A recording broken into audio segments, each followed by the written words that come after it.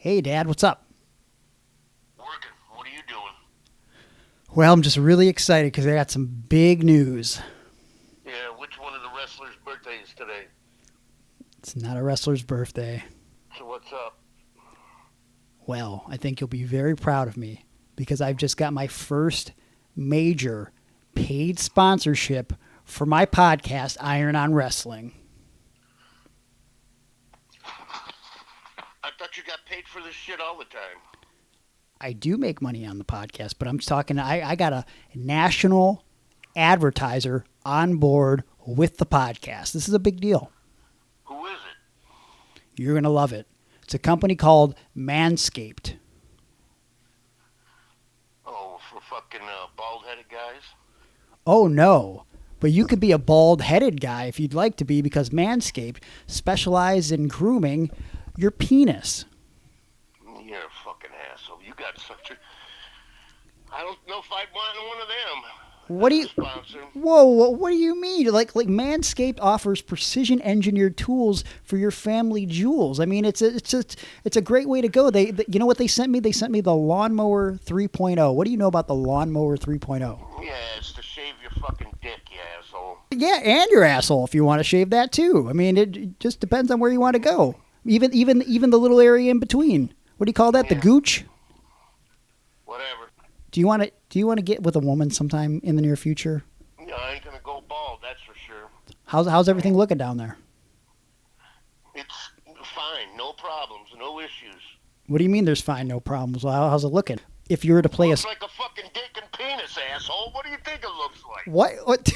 Jesus Christ. I'm just saying, like, I mean, how much, like, if you were to play a song to describe your balls, would it be Welcome to the Jungle? You know what I'm saying here? Is there a little...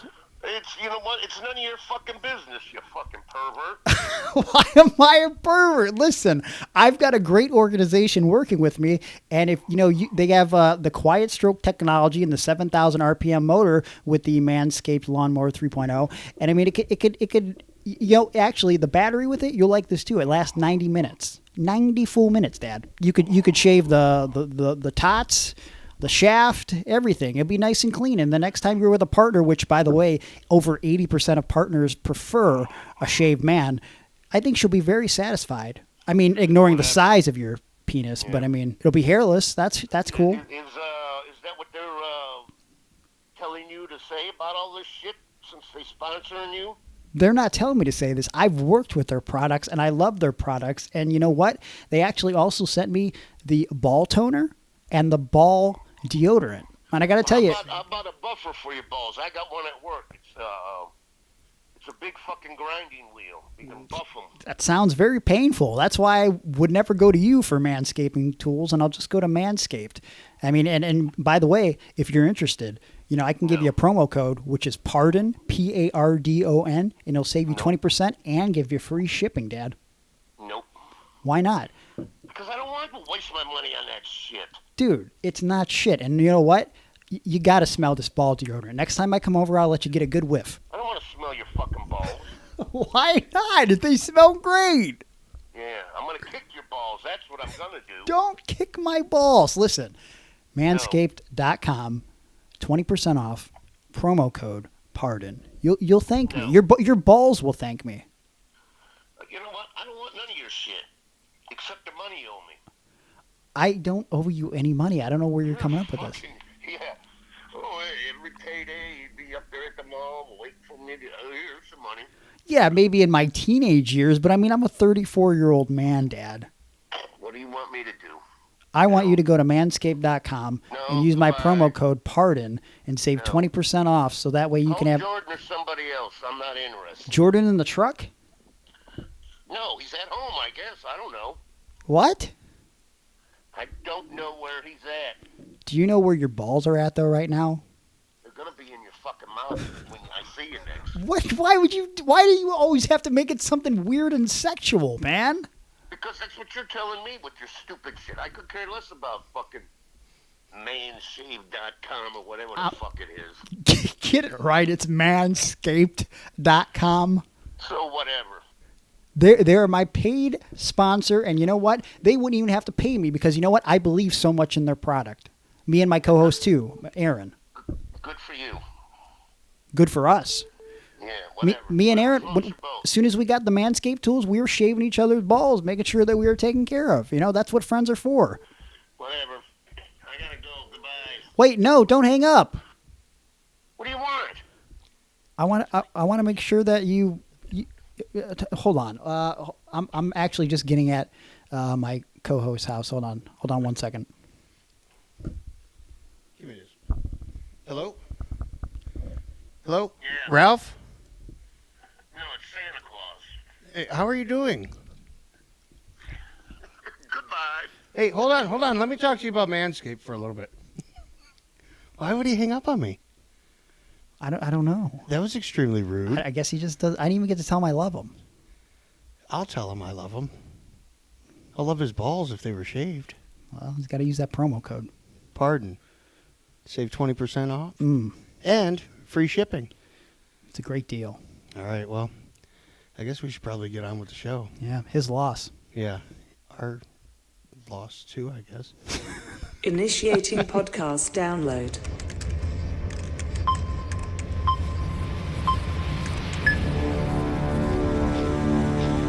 Prepare yourself.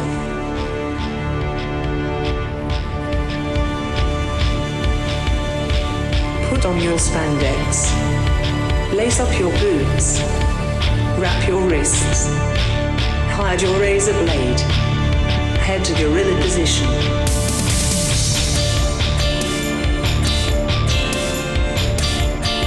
Grease up your hair. Apply baby oil.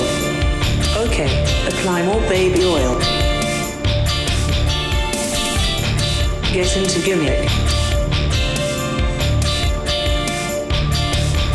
Keep your ears open and your mouth shut. Have fun and be safe out there, brother. Welcome to I'm on Wrestling. Now your host, Gregory Iron. Hello again, everyone. Welcome to another edition of Iron on Wrestling with Gregory Iron. I'm your host, Gregory I Iron. just wanted to piggyback off that little phone call you had with your father there, whom I mistakenly called Ralph. But I would imagine at his age, his name's definitely not Ralph. He probably thinks his name is Santa Claus, honestly. Well, I guess because he has a big sack. A big hairy sack, apparently. Yeah, and that's what we're just trying to do is help. That's all we're trying to do here is help him out. He's got these big, dangly, weird-looking, shriveled balls. How do you know that? Trust me. Oh, I know okay. from experience, There's- dude. I mean, I feel like we don't have to recap what we just played, but I think my favorite, he was so mad about talking about penises and balls. No, but he talked about him more than you did. He really did. He's like, yeah, I was trying not to die laughing when he's like, I don't want to smell your fucking balls. Like, That was definitely my favorite part. what an idiot. Oh my God. He's totally against shaving, but Yeah. I guess he comes from that era. Yeah. Like he's just not, him or his partner just not interested in a clean slate. If you catch my drift. You can't have your cactus sack be prickly balls. That's true. Okay. Boy. But I'm ready to get into this episode. There's a lot I want to talk about. This past week was podcast superstar Jerry, a friend of the show, a good friend of the show, a friend of yours, a friend of mine, somebody we've both worked with as partners Yes. and as opponents. It was his birthday this week, so I kind of wanted to honor him by talking about his most successful year and run, and that was, I believe it was, what was the year that you and him feuded over the Intense title? Was that 15, 14, 13? I believe it was 2015. Okay. So, yeah, he was also the MCW Mega Wrestling Heavyweight Champion of the Universe and Galaxia. Galaxia? Yeah. Okay. Wow. So, I want to give him a call today, and I kind of wanted to just, maybe we could tell him happy birthday and go over that incredible run of his. because he had a run quite like no other. Sure. Let's get him on the horn. All right. Hey, podcast superstar Jerry. Hey, pod buddies, how's it going? What's up, dude? Not only is he podcast superstar Jerry, he's also been known as Scrub Uno, K-Fed, K-Fern, Soda Pop Johnson, AI wrestling superstar Jerry, and Shaggy. I'm sorry? Shaggy, when we were Shaggy. doing that Michigan promotion. Right? And my best pal. Yeah. But most recently, you're the birthday boy. Oh, to Oh, surprise you. Happy birthday. oh man, thanks. Sound the alarm. Do you have like a birthday? Yeah, it goes like this. Ready? Ready? Ba, ba, ba, ba, ba, No, ba, ba, stop. ba, ba, ba, ba, ba, ba, ba, ba, ba, ba, ba, ba. Birthday trivia for the birthday boy who just turned 21. Yeah. In what year was the summer of Hunk? I believe that was 2014. Bing, bing, bing, bing, bing, bing, bing. Greg, what was your answer? Jake, how you feeling? I'm feeling pretty good. I'm better now that I'm here with you guys. You're Good. better now that you're not wrestling anymore, right? Yes, 100% better that I'm not How's the wrestling hip anymore. doing? We're gonna see. I'm going to the doctor actually to try to fix it. Now, are and you get going going. to a local medical facility? Yes, a local medical facility is. We're gonna get X-rays on Friday, see what we can do about fixing it. Doctor said when you get older, you're gonna be in real bad shape. So hopefully we can improve on quality of life. That's terrifying. Well, Yeah. So if it wasn't for that hip injury, you would probably still be in the ring right now, huh? Maybe I was really burned out too, so I probably would have stopped, and I probably would have came back though because I still want to. Everybody wants to come back one more time. Well, in honor of your birthday, let's talk about probably your height, which was at the very end, which makes this story just a bit unfortunate. 2014, the summer of Hunk, and it spawned one of my all-time favorite vignettes that you and Aaron created. Wanted to take a few minutes to talk a little bit about that, and then we could talk a little bit about the intense title situation between you and I. Yeah, so in 2014, I don't know, I politicked all the way to the top over in Mega. He can talk I about don't- this now. He can say the truth. Sure. Right, yeah. So I don't remember when Aaron and I started working together. For some reason, I mean, we always rode in a car together, so I don't know why we weren't working together, and I don't know what he was doing, but I don't know how it came up to be, but he came up with an idea that he's going to do live color commentary while I wrestle. And nobody else was doing that. And we thought it'd be really annoying and hilarious to waste half of the match with him just setting up. I think Pedro was maybe the ring announcer, and we made him bring a table out, and then we made him go get a chair for Aaron to sit in and make sure the mic worked. So that took up at least 10 minutes of the match. So I could just go in there, mess around for 5 and get in and out. You got 10 to 15. So we'd set up for 10 and then he'd work 5. Well, Yes. It's interesting that you brought up that you guys did that to be annoying, because AIW for years did live commentary and it wasn't supposed to be annoying, and it was the dumbest thing of all time, and I hated it. And for years, Thorne and Biggins swore that they would never stop doing live commentary, and I'm so glad they stopped, because it just makes you as a wrestler look like an idiot. But as a heel, it's very obnoxious and it's perfect. Right. Yeah. Yeah. So I don't know, I was floundering until that. And then it started getting irritating. I think not irritating, well, heat wise, irritating to the crowd. So it started taking off. And then I had a lot of confidence too, because I work best off of somebody.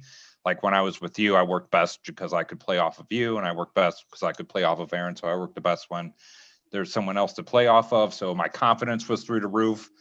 I thought for the time, my work rate was really high, at least for Mega. My work rate was really high. So just kept working at it and having really good matches with everybody. And then we were getting the heat train behind us. And then I was just always in Darren Davenport's ear about how I should be the champion because everybody else sucks. You have this one old guy who is just shitting the bed every single time we go out there. Who's the old everybody knows who the old guy was then. And then, so the show would start out with 50 people in the crowd, and then main event time, there would be 10 left. So that tells you what they were drawing. So I knew I could do way better than that. We started getting heat. I got like the mid-card title, ran with that, had good matches. And then for whatever reason, one show they didn't have a mic. I'm assuming because it was Mega. So Aaron just became my manager instead of my live color guy. And we were always thinking of ways like, what can we do that's different? Because everybody does the same like high spot. So what can we do that's different that sets us apart? And we're like, on finishes, I'm a heel, so we should use Ether. I don't know what match he saw or how that came about, but we were like, let's really sell the Ether. We'll get a bottle of water and a rag, and that'll be the finish to the matches moving forward. And we'll just really sell the smell. Like Heenan would used to say, "Oh, can you believe that? I can't even." And he started coughing, and he's like, "I can't breathe right now." He just really put over the Ether.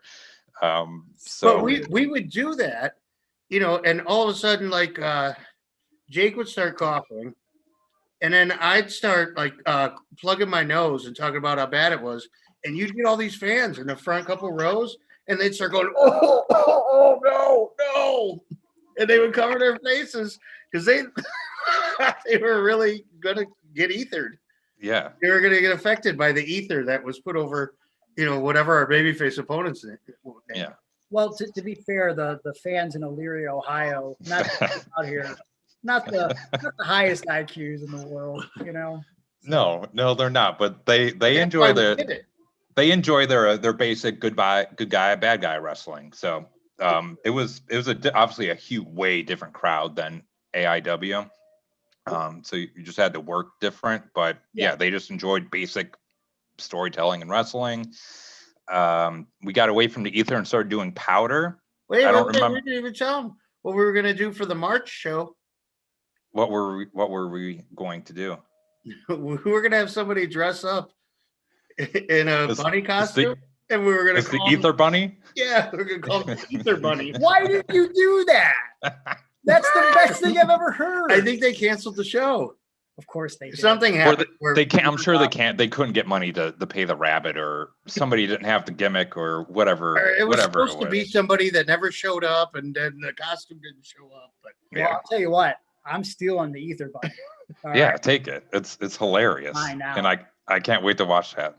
Well, let's talk about the vignette that is the reason why we're even having this conversation, because I think it's low-key underrated. Who came up with the Buddy belt video?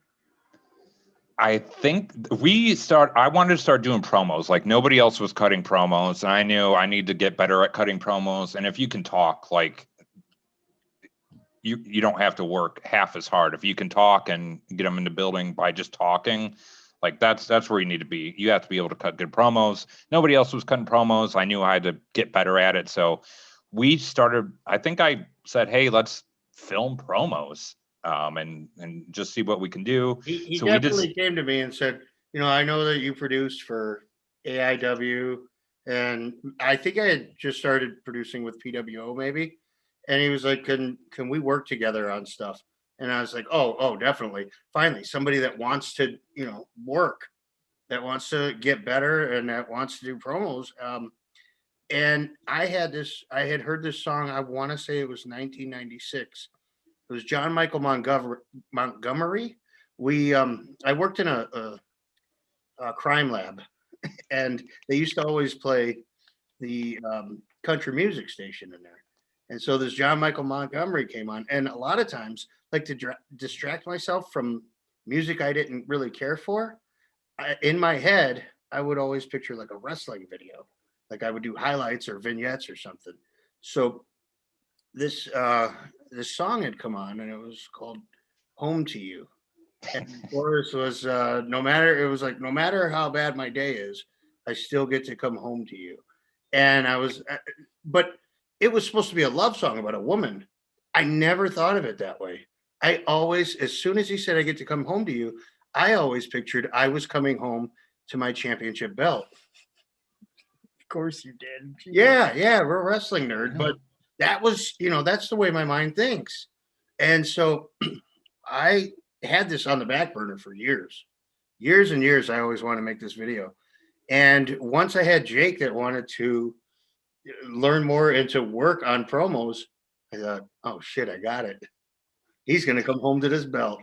Yeah. And so we had like one or two things. Like he said, oh, how about I'm going for a jog outside. And this was the middle of winter at the time.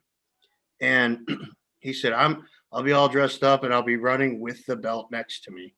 And we can do it. And if you can edit it to where it's in slow motion. And I was like, all right, I like that. That's a start. What else can we do? So as we thought about it, he said, just come over. So I went to his house and we started coming up with stuff. Like I was just walking into different rooms of his house and I was like, bathroom. Okay, you're shaving, but you're also shaving the belt. And I said, I have this other thing that I've been thinking of. I was like, how about, because there's a part that talks about like we may argue or something in the song. And I said, what if you walk in on the belt and it's looking at belt porn? So it's just like Dave, what's the guy's name? Dave Milliken? Yeah, Dave Milliken's like site, his website of belts. And so the belt's sitting there and we prop it up where it's kind of looks like it's erect. Yeah. And Jake gets upset and then he's like, fuck it, I'll join you. Now, to be clear, you might be thinking to yourself at home, well, how do you make a belt look erect? Well, you can, and you can see this for yourself if you're into horny belts, because we'll be posting this video exclusively on patreon.com/irononwrestling. And if that didn't sell you on watching the video, I don't know what. Yeah. Right. Yeah. So the computer was out and he's like, what if the belt is watching other belts? I was like, that's genius. And then I had some lotion and I happen to have some tissues. So oh, you just happen to have it. Right? I just happen to have that around by the computer. So we were like, hey, let's set up this scene, and we did that. Then he goes, hold on, the Christmas tree's up.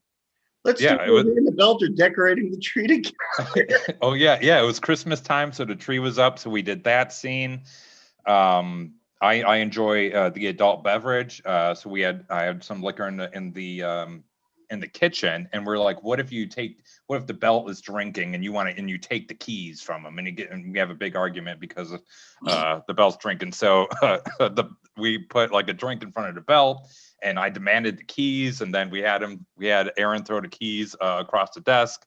I grabbed the keys so the belt couldn't drink and drive. We did the running scene, the shaving scene, the belt scene. I loved all of it so much that when I recently had this RSP GCW title, I was going to blatantly steal all of this. You should. That's how much I loved it. But of course, Dr. Ricky Shane Page, the master of everything, he thought it was too absurd for me to do, so we didn't. Too absurd. Not so absurd that you can steal the Four Horsemen hand signal and just take it as your 4-for-0 gimmick. But here's the thing. I haven't been throwing up a Four Horsemen. You have not. Because every time the guys throw it up, I go, that's Four Horsemen, right? We can't be giving four fingers, because that's definitely right. Four Horsemen. That'd be if we just thought like, oh, we're just too sweet everything. Like it just right. There's been no reason why we should be doing the Four Horsemen hand sign, but pretty ridiculous. And it might be my favorite thing that you've done outside of feuding with me, but I'm biased. Well, thanks. It was a fun run. Was just having good matches. Like the attendance went up, so my confidence was through the roof. So I think everything just worked. We were putting out really silly promos. Like I'd go over his house, or he'd come over to my house for like every pay-per-view, and we're like, let's cut a promo. Let's do something silly. So another promo was, I don't know. I was calling out my old trainer Chris Cole, and he was a cell phone for Halloween, like a 6-foot cell phone. So we were like, let's call this, and I'll just scream into the cell phone. There was like some gimmick on YouTube or something. This guy has like really big cell phone. He's out in public and he's screaming into it. So we thought that'd be funny. It was a prank show by some like guy from England. You gotta look it up right now. Oh God, that's on the tip of my tongue. I can't think of it. I can't think of it. But it was called Happy Something. But Happy Something TV. But yeah, this guy would go around and he'd be in the middle of like a park and he'd have this giant cell phone. Did you get it? No. Oh, I thought you were looking. I can find Happy Trigger TV, maybe? Damn. It was Trigger Happy TV. But yeah, so this guy would go around and he'd just have like this 6-foot cell phone inside of a park and it would ring. And it would just be like a normal ring. And then he'd go, hello. And I don't know why, but it was the funniest thing when Cole was with me. We watch that show every week. Right. So we thought it'd be a funny inside gag. And so we thought that was hilarious. We did like a mock of like aces and eights when that was big in TNA. And we were like playing cards and smoking cigars. I don't know what it was even about, but we thought that was hilarious. I think we called it Aces and Hunks. I can't remember. Because everything was Hunk related because he was the hunk and it was a summer. Yeah, I think like Punk, it was either summer during Punk's big deal, like summer of Punk, or was the summer after. So I just stole that and replaced it with Hunk and it caught on. I got a show named after me, Hunkamania, which sold out. Colin? I think I worked Colin there, yeah. Colin Delaney. Wow. Yeah. And I actually got to work like good guys. So like I look like $1 million because I was wrestling like Nate and Colin and they know what they're doing. So they made me look good. We did like we cut a promo out in the woods. My family decorates big for like all the holidays. So we had a bunch of tombstones and stuff. And we were doing a casket match. So we went to the woods down the street. We put up a bunch of like foam tombstones and put like names of guys who I've beaten, and I super kicked each one. That was hilarious. Yeah, so we just tried to think of really outlandish things, and nobody was cutting promos or doing anything there. So it just helped me get over, and people were watching them. So I don't know. It worked. We just got over and ran with the title, had good matches with everybody. So it was a good time. Did you ever have a blindfold match? I didn't have a blindfold match, but this will lead into the AIW Intense title run. I don't know if you want me to hold off on this blindfold story, or if you want to go like how we started and how our run together started. And we're live now. Combo. All right, so I'll jump ahead. You can edit it. So I don't know. I love WrestleMania 7. Was that the show? They did the blindfold match. So the whole card is awesome. But I love the blindfold gimmick because it brings the audience in. Like nobody can see, so like it's all crowd participation. In AIW, like everybody does 450 spinning scorpion death drops, and every single match is a high spot. So it's like, I can't do all of that. What can I do to be different? So it's like, what if we I got with Rex Brody, who I was working, who is great. He has great ideas. We're like, what can we do? Like, I want to really rip off this blindfold match and just be all crowd participation. So at first I was like, let's get those poppers that you have at New Year's, and we'll shoot each other in the face. And for some reason, I don't think I could find them. And then I was still doing like powder spots, which I think is criminally underused. You love powder spots because we do it all the time in AIW. We get so much trouble for it. Yeah. So it was like, we'll just do it's a great visual. Like you can see it stands in the air. It's a great visual. So we're like, hey, we'll just do a powder spot where we're blind and then we'll work the match. We'll just act like we're blind. The crowd will, help us find each other. And when we did it, it was a huge pop. And then the crowd got like way behind it. They were cheering, they're like to the left. They were just, directing us on where to go. Basically we just did that match and then we went to a quick go home. But yeah, it's like, what can we be different? And I'm sure that's never been done there before. So we just stole that blindfold match spot. It got over huge. I got in a lot of heat because I used probably a full bag of baby powder. And it was very slippery for Ray Rowe. And I don't know. I think he worked Pentagon next. Yeah. So we got a lot of heat for holding the show up. And they were like, what the fuck? We're not working in this ring. Right. So I got a lot of heat for that. But it was still hilarious. No? Cero Miedo. Because that's all he fucking says. Oh, okay. Okay. I don't know if that's true, but. What? Come on. You've never watched AEW before? I don't know if that's all. That's all he says. I don't know. So yeah, we did that. It was really, really fun. I even slapped on a super kick, which popped. Marion Fontaine came up to me and he's like, "This is the best thing I've ever seen in my life." So we were blind. Super kick didn't come close to anybody, but still slapped that leg. Popped everybody. That's good stuff, man. I just, when we did the Intense title thing, it's honestly one of my highlights in AIW. And I remember, I guess I didn't realize it at the time, but at first I think you thought that I was like disrespecting you when you were in the Iron Curtain. Didn't I make some comment one time? Yeah, I think we've talked about this, but yeah. Yeah. You said, no, I want real workers.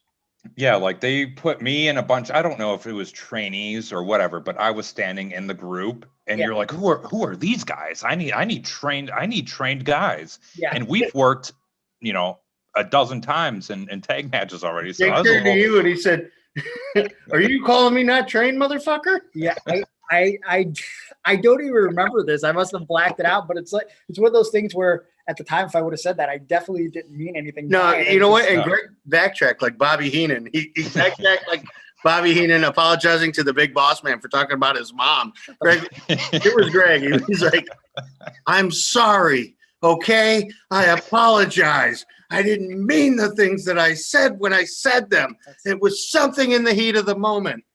Your mom's not a Mississippi sweat hog." All right. But whatever. The point is, you got over organically. Once Dick Justice left the group, you really became the guy that everybody wanted to get behind because it just seemed like a pattern because not to toot my own horn, but I was such a good heel and everyone hated me that there was always some guy in the Iron Curtain that would end up breaking out and you ended up being the next guy.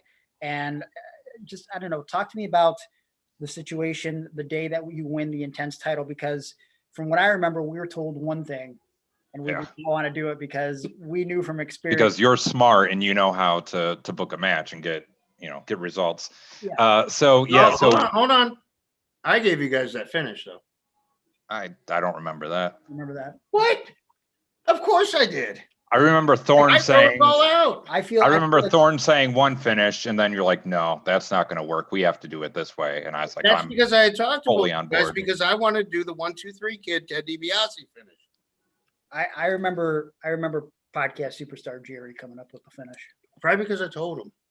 Maybe.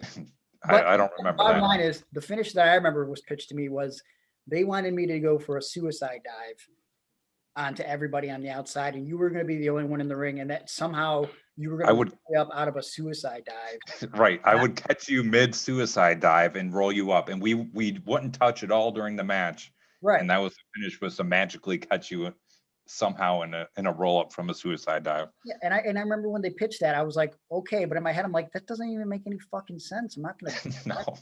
Because no. I can't even picture that right now. It just sounded idiotic, and so I was like, I'm just, I talked to you about it, and I was like, we're just gonna ask for forgiveness, except because there's no way that's gonna work, and they didn't want us to touch, but you came up with the great Home Alone spot that we did in that match.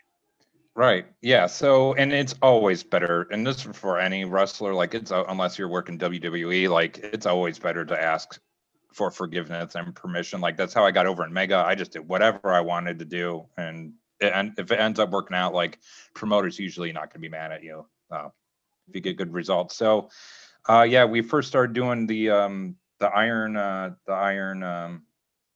iron gimmick, and then yeah, so Dick Justice got way over. Just his personality was so big, and like that shine through for sure.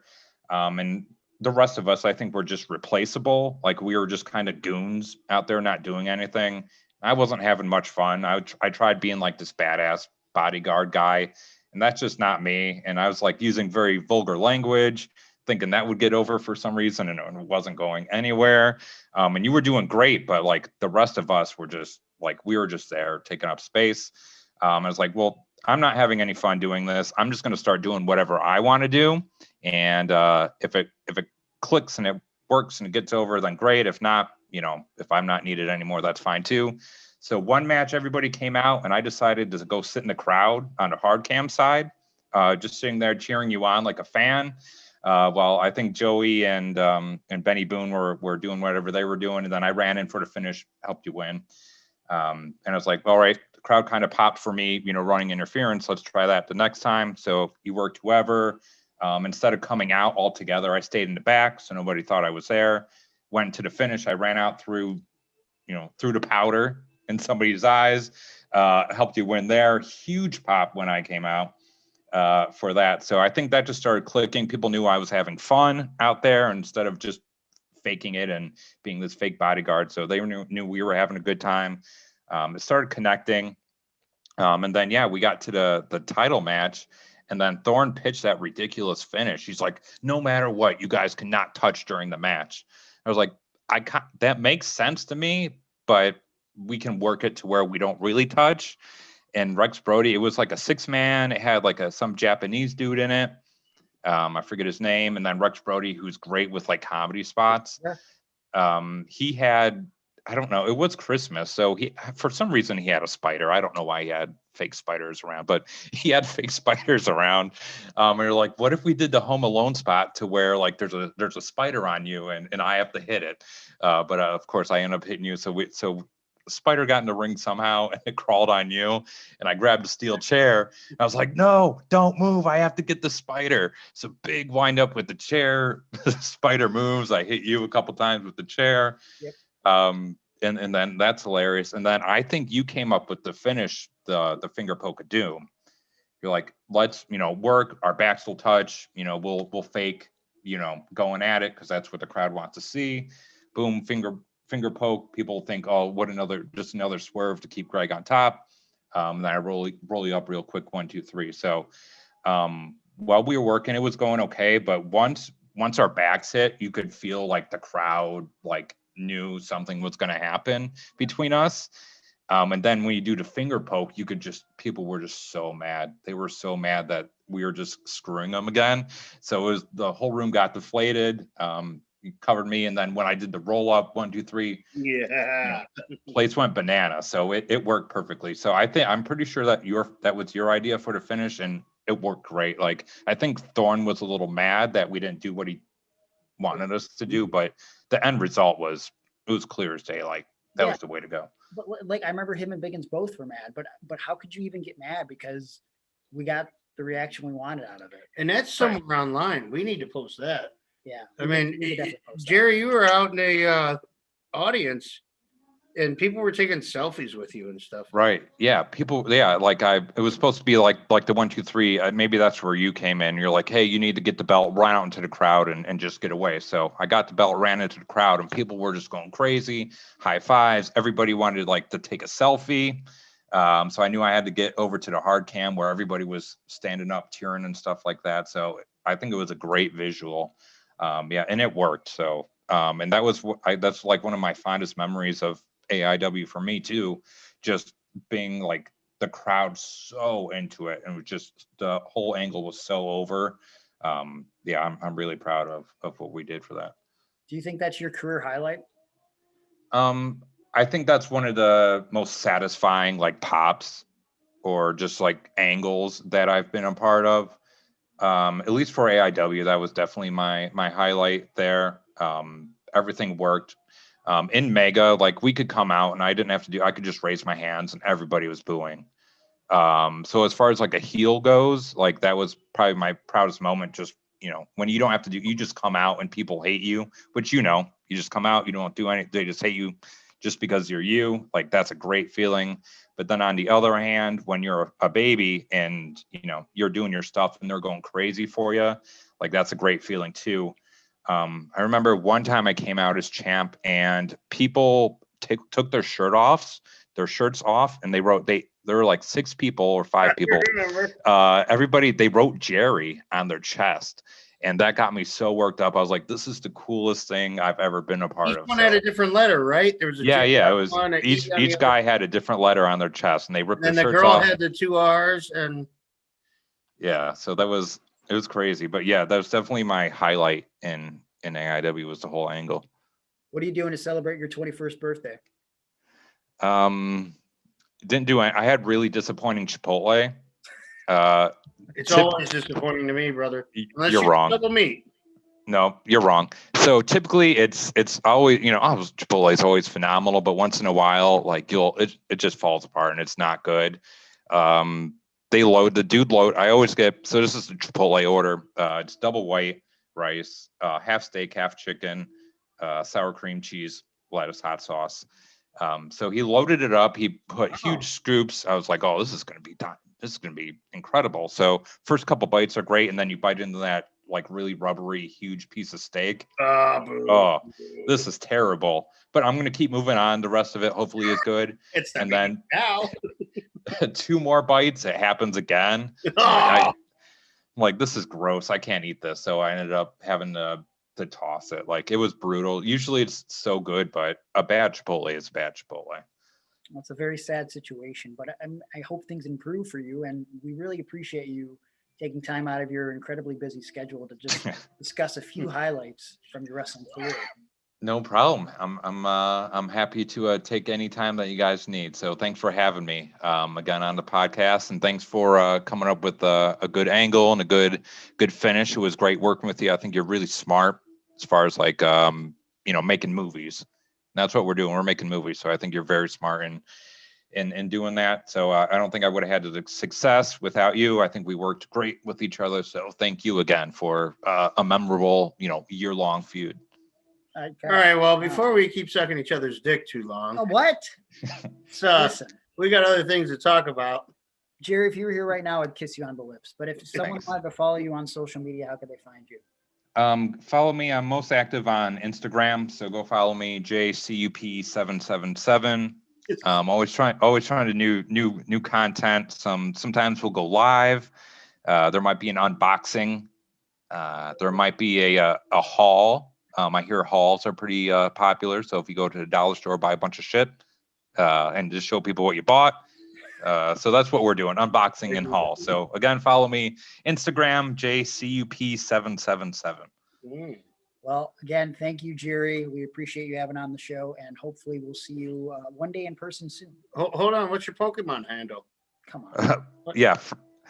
Friend me on Pokemon. I think it's JCUP777. Yeah. I need all those gifts. Like, we're trying to complete like a challenge, so I need a bunch of gifts. So go ahead and find me on there, friend me. I got you every day. Do all that stuff. Yeah. Wow. Well, what a way to end this one. Thanks again, Jerry. Thanks, guys. A couple 40-year-old men talking about Pokemon. All right. Love you. Love you. Well, that was nice to have Jerry stop by for a second there. Podcast superstar Jerry, former AI wrestling superstar Jerry, former Intense Division champion. Yeah, you already said all those things in the intro. Former Mega Wrestling champion. Okay, yeah, we got that. Remember, I was his hype man for years. Yeah, we talked about it in the interview. So I'm going to continue to hype. Okay. Why? Oh, you're upset that I don't and have never introduced you that way? I don't Oh, you're a care. little jelly? Nope. What flavor? Grape? Why are you doing this? Why are you doing this? Why are you so weird? Orange marmalade? What? Huh? Marmalade? Strawberry jam? You're making this weird. Mixed berry. You're not mixed Mary, that's for sure. Okay, well, anyways, there's a lot more of this episode that you could be hearing over on Patreon, patreon.com/irononwrestling. We cut out about 15 or 20 minutes at the start of the show so we can make time for podcast superstar Jerry and celebrate his birthday and a little bit about his career. Go over to Patreon. Starting at $3, you can start getting the bonus content, bonus audio, all of the bonus episodes, some of the bonus video. $5 will get you the bonus video in its entirety, as well as all the audio. Plus, you get in on the Zoom call. We just did 2 Zoom calls this past month, and we have a great time in the Zoom calls. What about that one from this past weekend? It was great. I mean, until you got there, and then it kind of killed the room. But you son of a fuckface fuckwad. What? That's not even an insult. Why not? I mean, it is, but it's just okay. It's weird. What do you want me to call you? Dickhead? Asshole? All right, Dad. Bastard? $5 is sort of the funnest tier if you want to be on a Zoom call. Sentimental tier. Sure. $9 will get you in on picking a bonus podcast subject every month. It's fun stuff. We have a ton in the queue because we have so many supporters at the $9 tier. You can go up and up and up. $20 and up gets you something in the mail from us every other month. We just send out packages for February. We got more packages coming out in April. So other tiers you can check out, including tiers that include you being in studio. Can you tell the people? Or should it be a surprise? What? What we sent them? Yeah. No, wait. Don't tell them. Okay, I won't say it. So, anyways, patreon.com/irononwrestling is the best way to support us. It's the best way to support the show. Go over to iTunes, subscribe to us, subscribe to our YouTube channel. That's also a great way to support us. Give us 5 stars on iTunes or wherever you download podcasts. It creates visibility for the podcast. And with that being said, we're going to go to some commercials. When we come back, we have the interview with former WWE superstar and now my friend, because we bonded over pizza. What? Aiden English. What do you say about me? Not a goddamn thing. If you're in the pro wrestling or entertainment industry, you probably realize how important it is to have merchandise. Not only does it help you when it comes to bringing in additional revenue for yourself, but the look and feel of merch is a representation of the brand you're building. So you definitely don't want it to suck. Now you're probably asking yourself, well, where can I find a reliable and reputable artist that'll make me a solid t-shirt or pin design that'll make me look and feel like a superstar? Well, I've got the answer for you. Of the Dead Designs. Of the Dead Designs is a one-man merch company ran by artist Juan Ortiz. Now his name may not be familiar to you, but his artwork should be, because you've likely seen his designs on TV and Hot Topic, and he's created some of the highest-selling shirt designs in Pro Wrestling Tees history. Of the Dead Designs has created artwork for the biggest names in WWE, AEW, ROH, Impact, New Japan Pro Wrestling, and beyond. I'm talking guys like Hulk Hogan, Ric Flair, CM Punk, The Young Bucks, Kenny Omega, Road Warrior, Animal, The Lucha Brothers, Jungle Boy, even yours truly. Now you're probably saying, whoa, I'm not in the league of the Young Bucks or Hulk Hogan, brother. There's no way I can afford artwork from Of the Dead Designs. Well, I'm here to tell you you're wrong, because Of the Dead Designs is affordable. Juan isn't just looking to create art for the superstars of today. He wants to make it for the superstars of tomorrow as well. And look, Of the Dead Designs doesn't just do artwork for wrestlers. He'll create merch for your band, your podcast, your dance troupe, your kids' pee-wee football team, your daughter's school bake sale.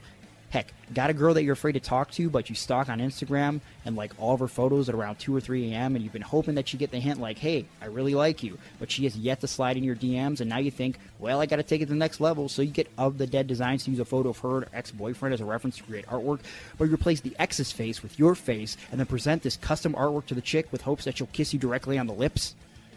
Of the Dead Designs will do that for you.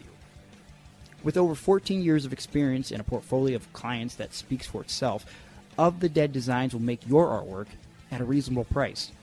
And hey, if you mention this ad, you'll save $10 on your first design. Of the Dead Designs still has spots open for 2020, so you gotta act fast.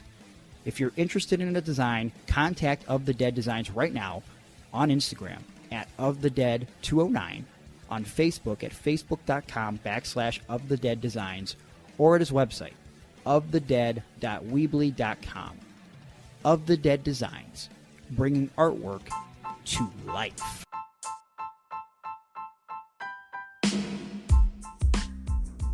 We will return to the Iron on Wrestling podcast in just a moment, but I wanted to take a couple minutes of this time to let you guys know that If you didn't realize it already, Iron on Wrestling is a DIY project.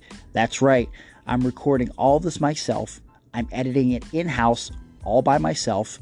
I'm coming up with the segments and the content, and I'm making sure that each and every Wednesday, by investing countless hours of my personal time, you guys have a new, unique, and entertaining episode blasting into your ear holes. So I hope you don't mind that for a few minutes each episode, you have to deal with a little bit of advertising. Because, quite frankly, I gotta pay those bills somehow. But you know, I don't just pick anyone to be an advertiser on the podcast. When I choose an advertiser for the show, I want to make sure that it's someone that can bring you, the listener, value. I often talk about Of the Dead Designs and my good buddy Juan Ortiz, who can create you a unique logo or t-shirt design for your personal brand. But once that t-shirt design is made, who's going to print it for you? Well, that's where Jesse Massey and SBS Printing comes in. Jesse is a good friend of mine, and much like me in this podcast, he's DIY.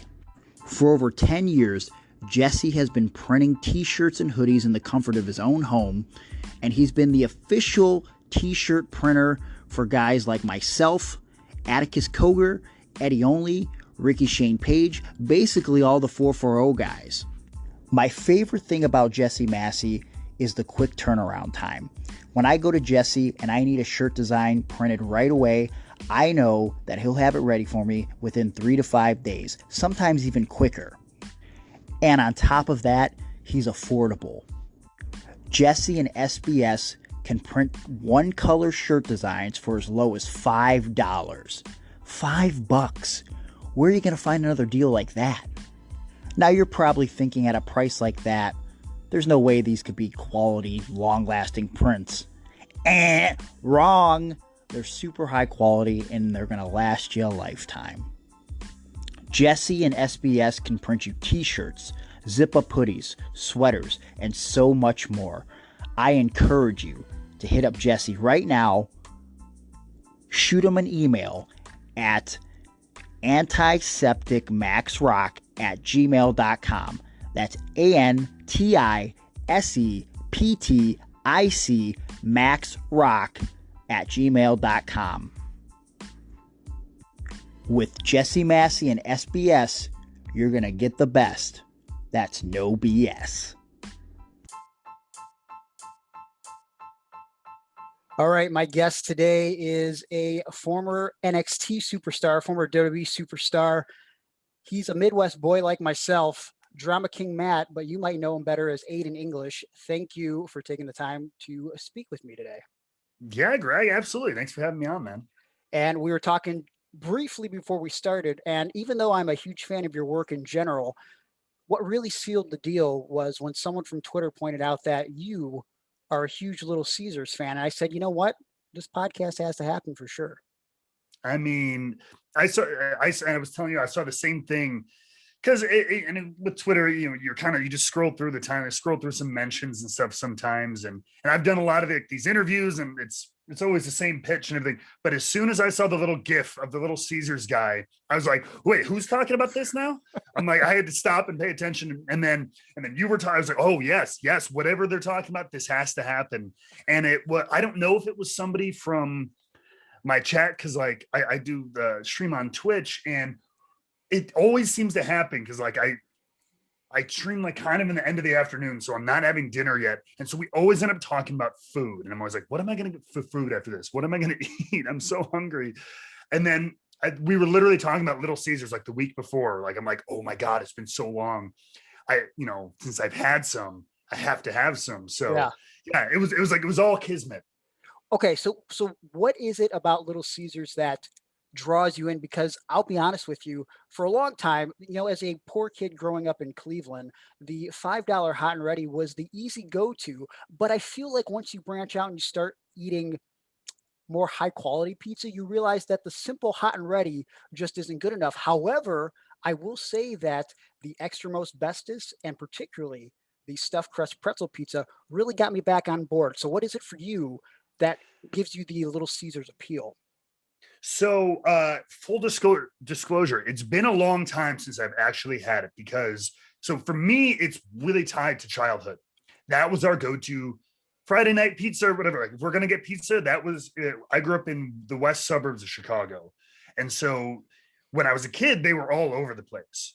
And they have since kind of just started to disappear a little bit. And I remember when I first moved to the city, I had thought they were gone. And I was like, oh yeah, little. And then I came up, there was one like right next to a Jewel Osco here in Chicago. And I was like, wait, it's still around? And then there's still a few that are still popped up. So I've had it like once or twice since then, but for me, it's tied to childhood. And I think it's a similar thing. It was a cheap option, but to me, while it was a cheap option, I thought it was, I don't know, like it was good quality for being cheap. It was like, it didn't feel like, I don't know, like dirty kitchen, like $1 pizza, but it was like this nice middle ground where it was like, they were all over the place. You get a decent pizza for $5-10. And it was just that great like middle class option. And it's not hoity-toity pizza and focaccia or flatbread bullcrap. Right. We're talking about just good old, like sometimes it's a little crummy, but it's great pizza. And but I will say this, they introduced me as well to the stuffed crust, which when I don't remember when that came out, but I think I was probably in elementary or middle school or something.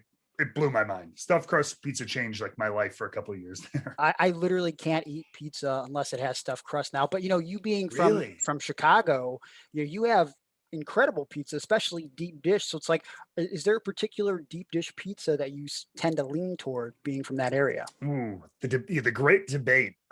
So I mean, the biggest chain in our area is Giordano's, which is decent. Gino's is like the old school establishment here, Gino's East.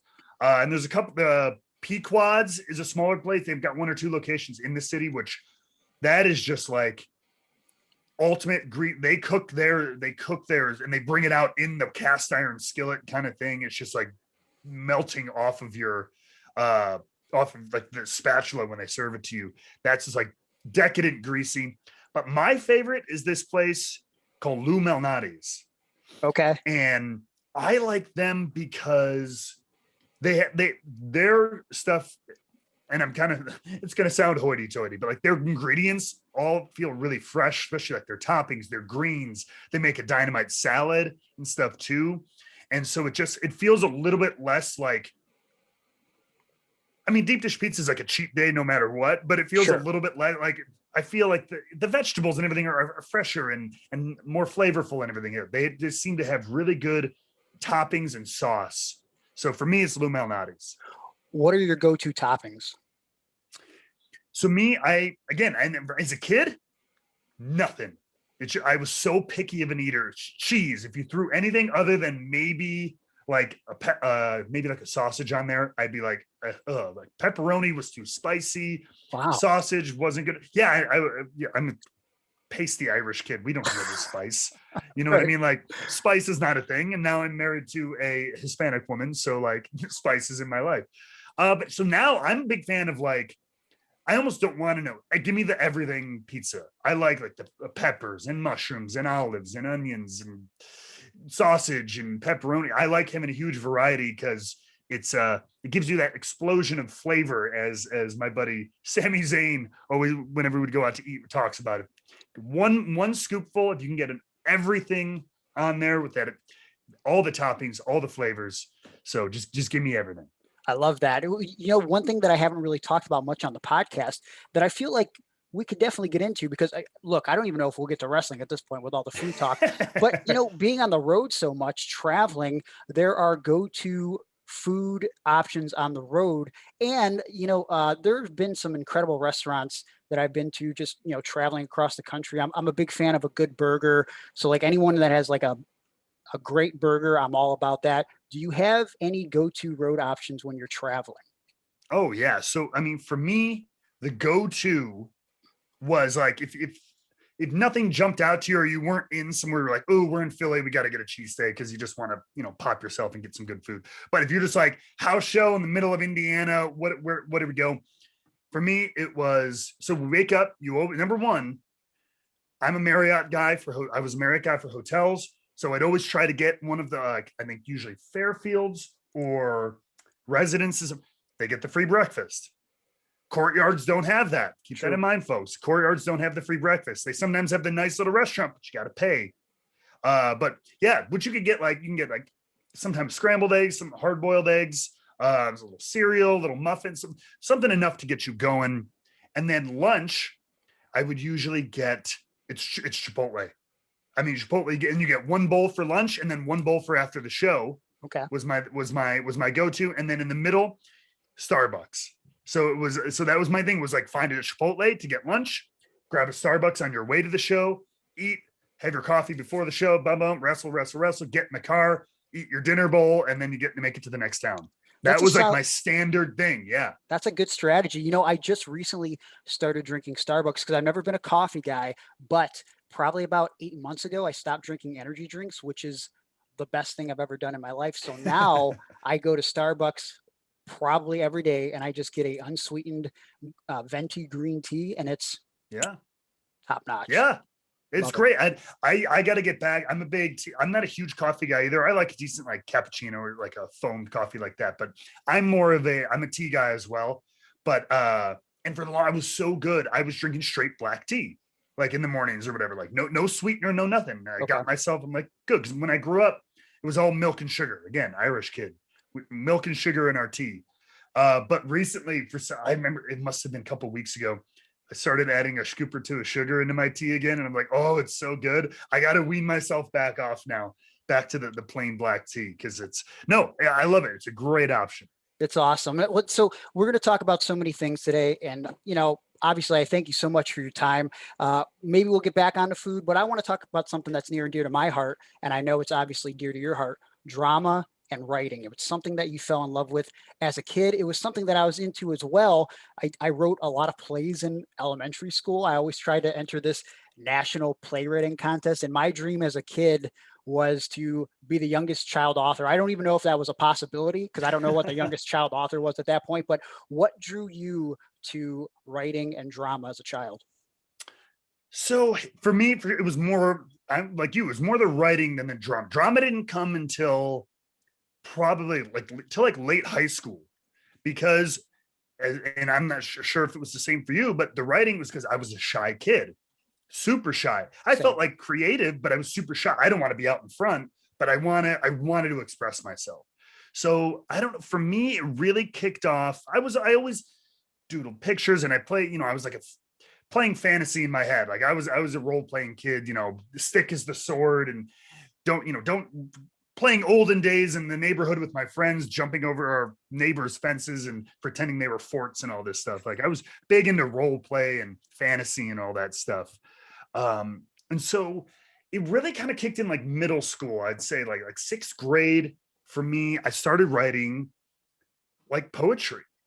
And honestly, and this is not trying to be like a PSA for like public school programs and stuff, but I remember my English teacher in sixth grade had like, I can't remember, it wasn't like a competition, but we had like, they were little like year-end awards kind of thing. And I got the one for like writing, because we had a couple of projects where we had to like do poems, and she thought I did really well. And so she like gave me this award, like they're best writers in the class kind of thing like that.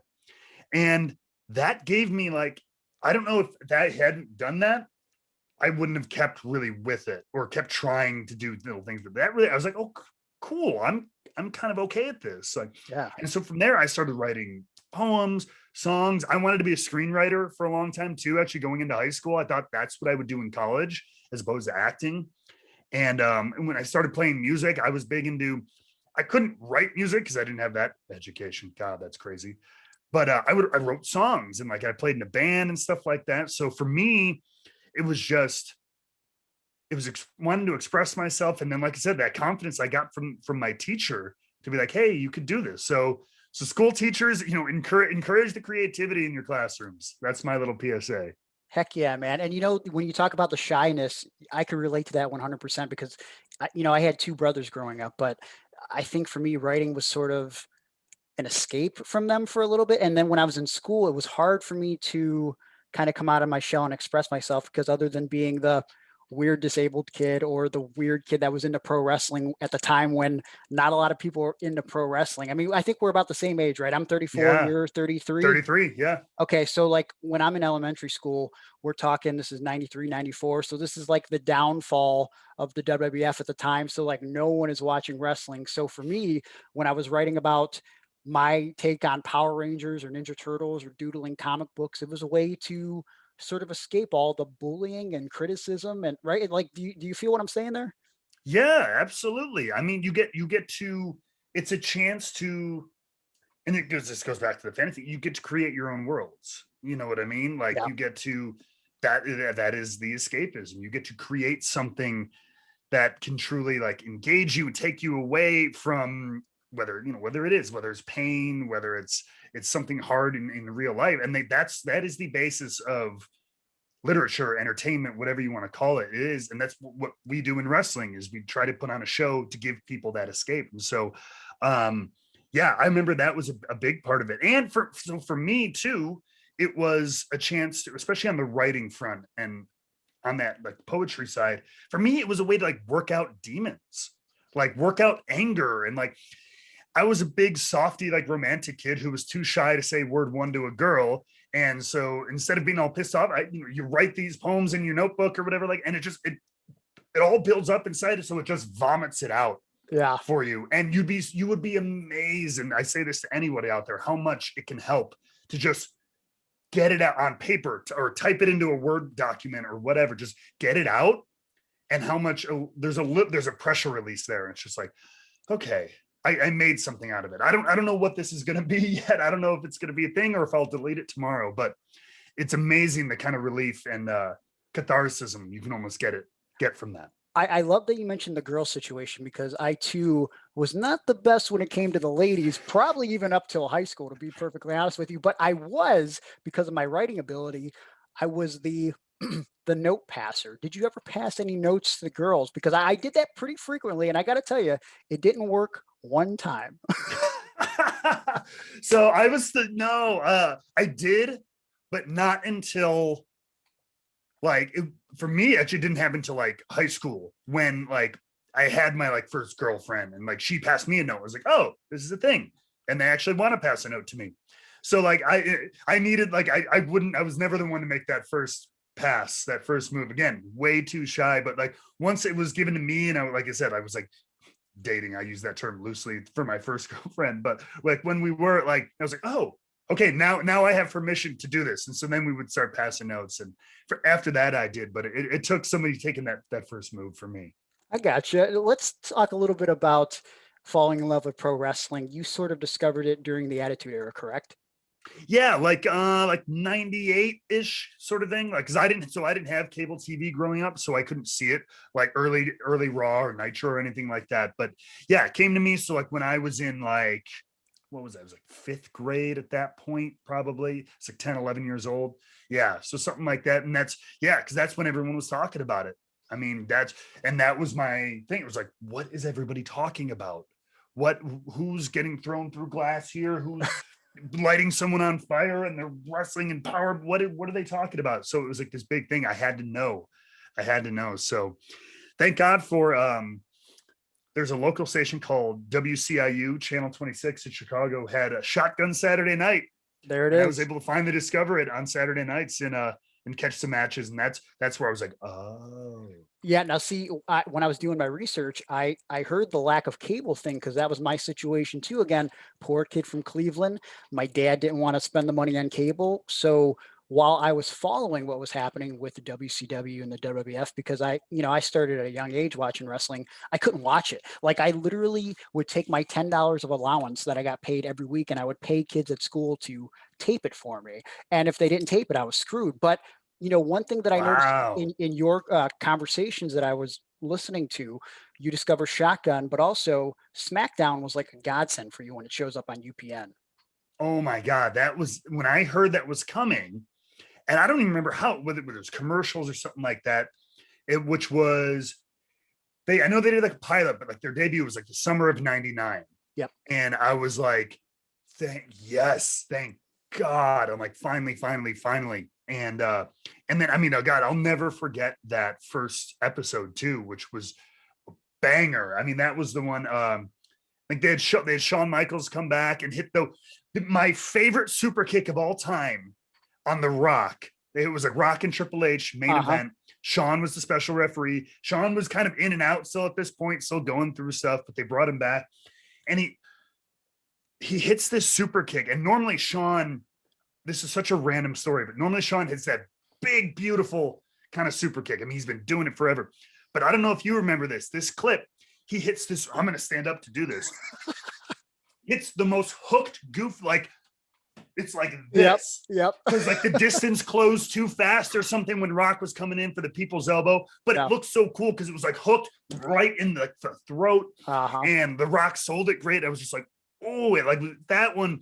It's one of the most unique, weird, but awesome super kicks of all time. So yeah, the SmackDown debut was like, boom, like light bulb moment and kind of thing for me. Man, I loved when SmackDown was debuting. I literally remember there was a giant billboard on I-71 that my dad would drive us past like every day leading up to this freaking debut, and I could not wait. And so like SmackDown was like destination television for me. And like that first like 4 or 5 months, 99, 2000, I feel like that's one of the best eras of SmackDown. I mean, obviously 2002, 2003, you get the most athleticism, but in terms of story and that extra dose of attitude that like, you know, they would take away once you hit 2000 because it's a little too controversial for network TV. I feel like SmackDown in that time period was the best. Oh my God, dude. It was so cool. Like I mean, they were trying to get the show going. So like they would have all the good stuff. That was before the old A show, B show debate even like was a thing. Yep. And so they were just trying to pump up this new show. And yeah, there was so much cool stuff going on there. I'm trying to think of even, that was when like DX had started, like the new weird like corporate version of like DX kind of came in. And then they had the feud with Hunter and Vince and all kinds of stuff. Yeah, dude, that was the show. Which guys were you drawn to when you started watching pro wrestling? So I remember I wanted to see more Shawn. Like, so I always list Shawn as my favorite, and he is. But when I first came in, again, like 98, 99, that was like right after Shawn was left and stuff like that. But as I was getting into wrestling and just catching up, and you just see that you're like, you hear all about Shawn. It was funny because I didn't come up with him, but as you start to watch Austin, Rock, all these people, and they start telling the history of the WWE Championship, all this stuff, Shawn Michaels, Heartbreak Kid, all this stuff. So I'm like, I need to know more. And so that's why when he was in the main event part of as the ref in that debut episode, I was hyped for that. But and other than that, I mean, Triple H, I was a huge Triple H guy in like 99, man. I mean, which was his rise in that super hot year. So I thought he was cool. You know, I thought he was badass. I mean, Rock is awesome. Jericho was awesome at that time. I was all WWF in those first couple of years before I even like knew WCW existed, but because WWF was just like the first thing for me, I was kind of like that brand loyalty. Yeah, screw those guys. So I really didn't even know what was going on in that show until I started really diving into like the tape library after WWE got it. So yeah, man. All the guys who were hot around then, Undertaker, Kane was awesome at that time too. I was always a huge Foley guy too. Foley is one of my favorite. Foley and Shawn, I always list as my two favorites. Shawn because he's my favorite. Like I think he's just one of the best wrestlers of all time, for sure, in totality. And then Foley, I always kind of note because his story inspired me. It was a guy who wasn't the typical wrestler, right? He wasn't the bodybuilder kind of. I mean, he's a big guy, but he was very atypical for pro wrestling, but said, screw it, followed his dream, made it happen by hook or by crook. And that was like, okay, that showed me I could do it. Like that. I never discount how much that really meant to me.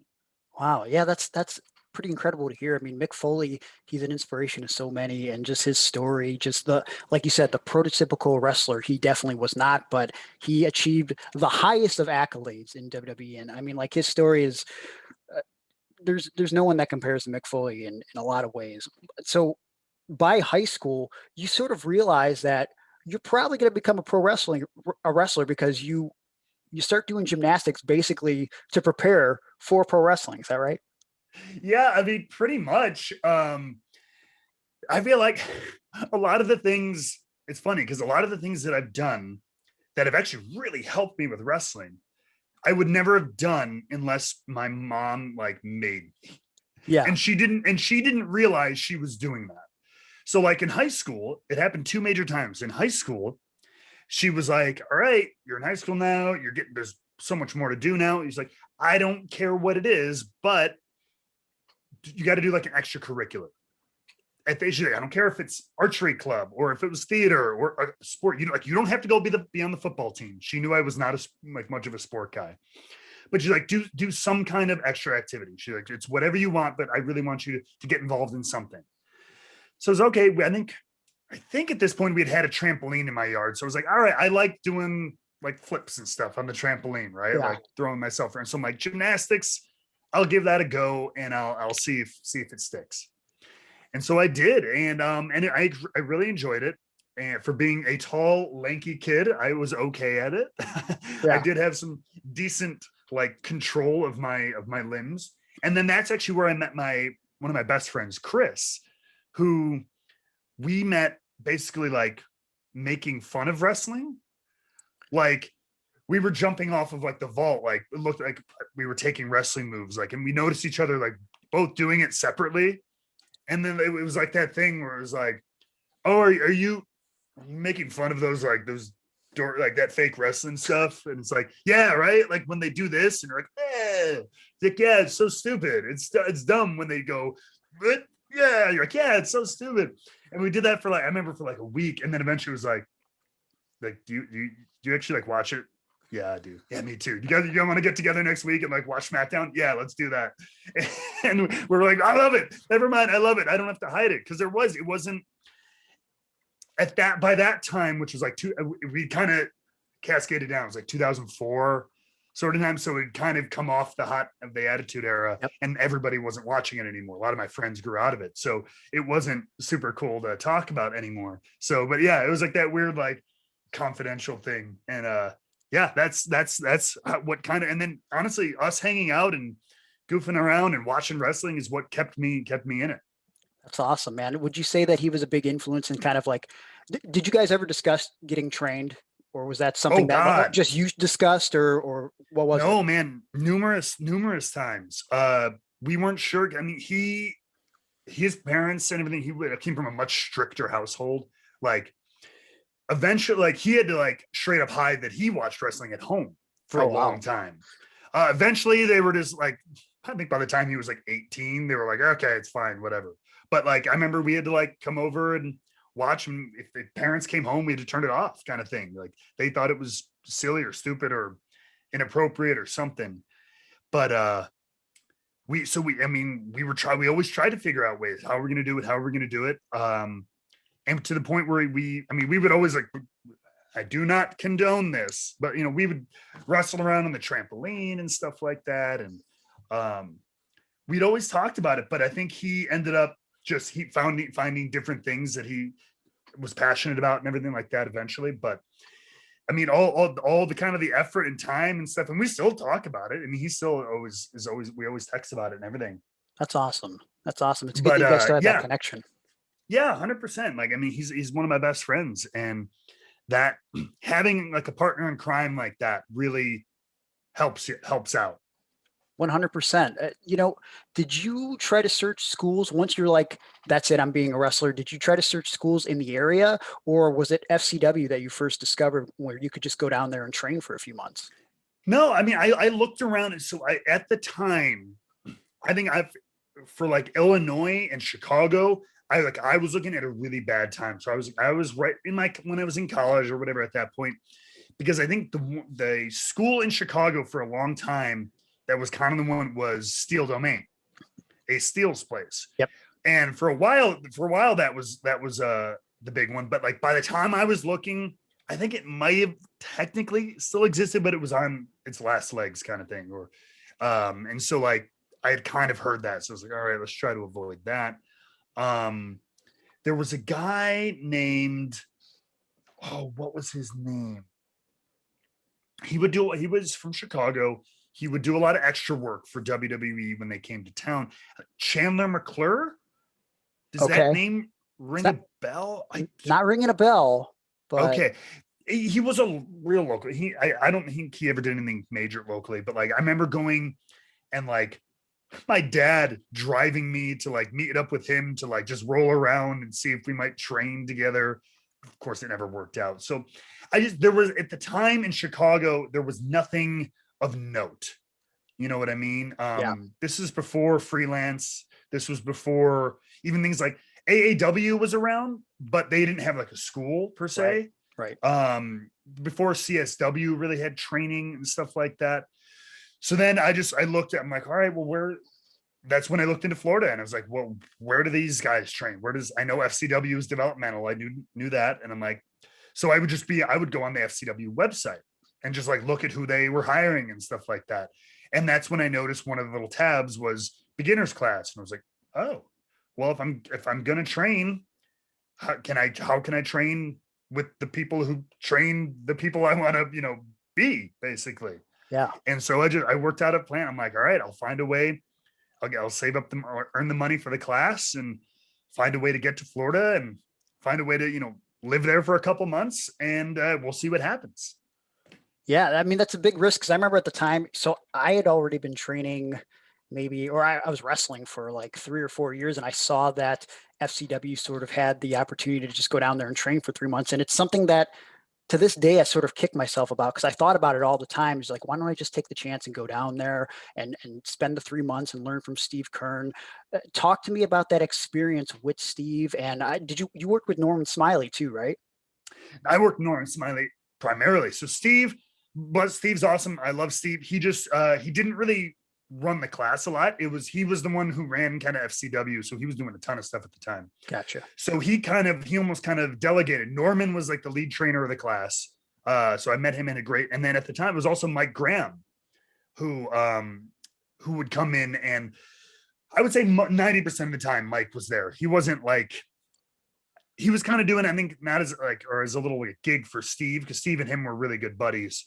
And, so he would come in, he wasn't there every single time, but I would say about 90% of the time it was Mike Graham and Norman Smiley. But Norman was the man there. He was the one, and bless him, because after I got signed and then seeing like, oh, Norman is also running classes in the morning and the afternoon. And then 3 days a week, he's also hanging out till 10 o'clock, teaching all these kids coming in for the beginners class too. I'm like, what a great teacher and a great guy, Norman. I have nothing but amazing things to say about him. That's awesome. In those first 3 months, after you're done with the 3 months, you head back to Chicago to try to do the indies, right?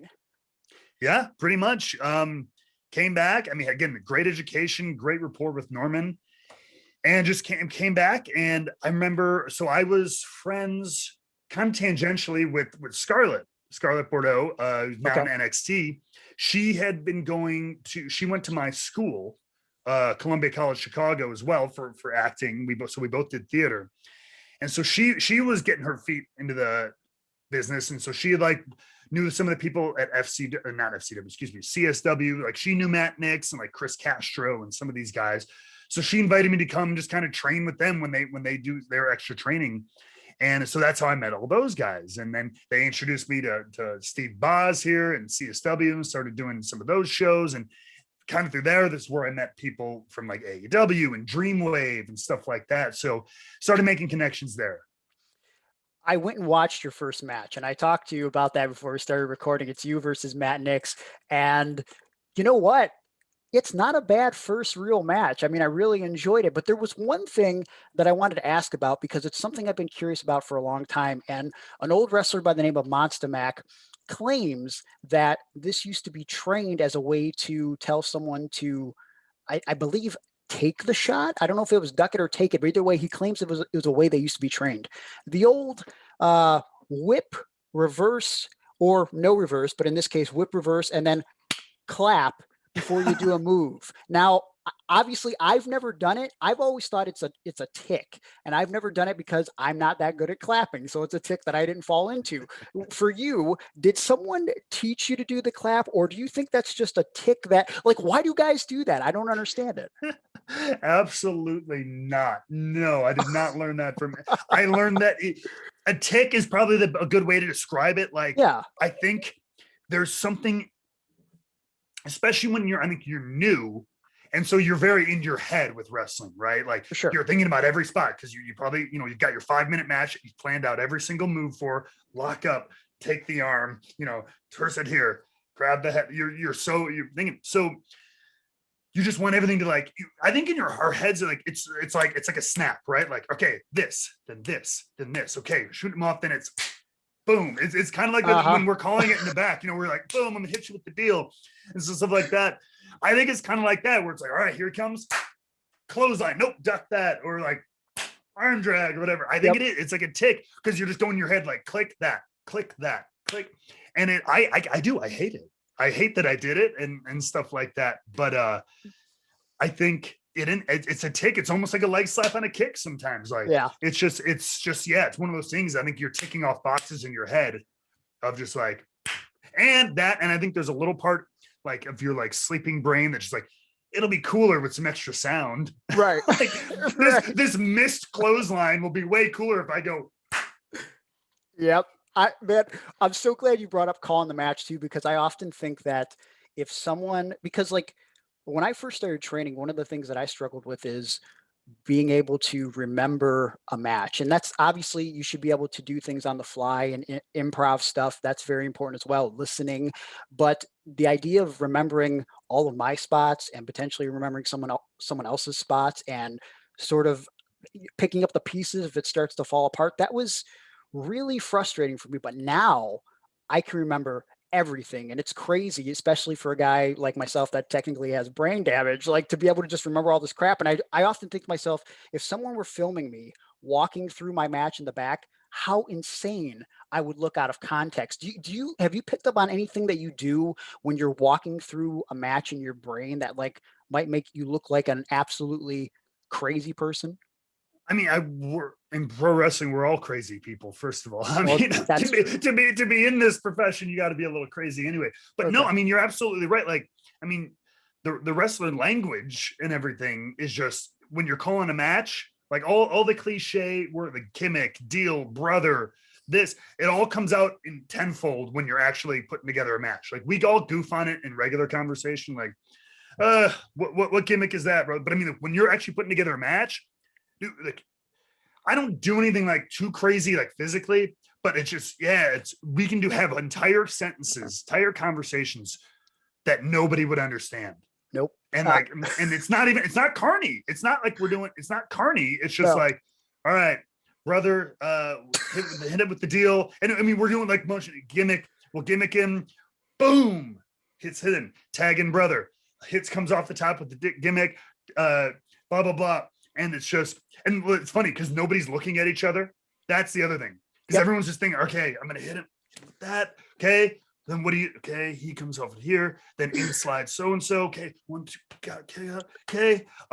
So yeah, we're all just making, never mind. Physically, it is weird. We're all just like making these weird motions. If you're like watching from across the room, like, what are those people doing? One thing 100%. That I do, one thing that I do when I'm calling a match that I never do in a match, because again, slapping is not exactly, it's not something I can hide well because I have one good hand and I'm not good at throwing kicks or anything. So there's really no reason for me to slap, but it never fails. When I'm calling a match for some reason, I need that sound that you needed in your first match before that clothesline. I'm like slapping my leg and like slapping my chest. So I can I have to feel it. It's a weird thing. And like, I think that's true. And I think it's a weird thing, but I think it's part of like, why there are to be fair, our generation and like even younger generations of wrestlers slap almost too much now. Yeah.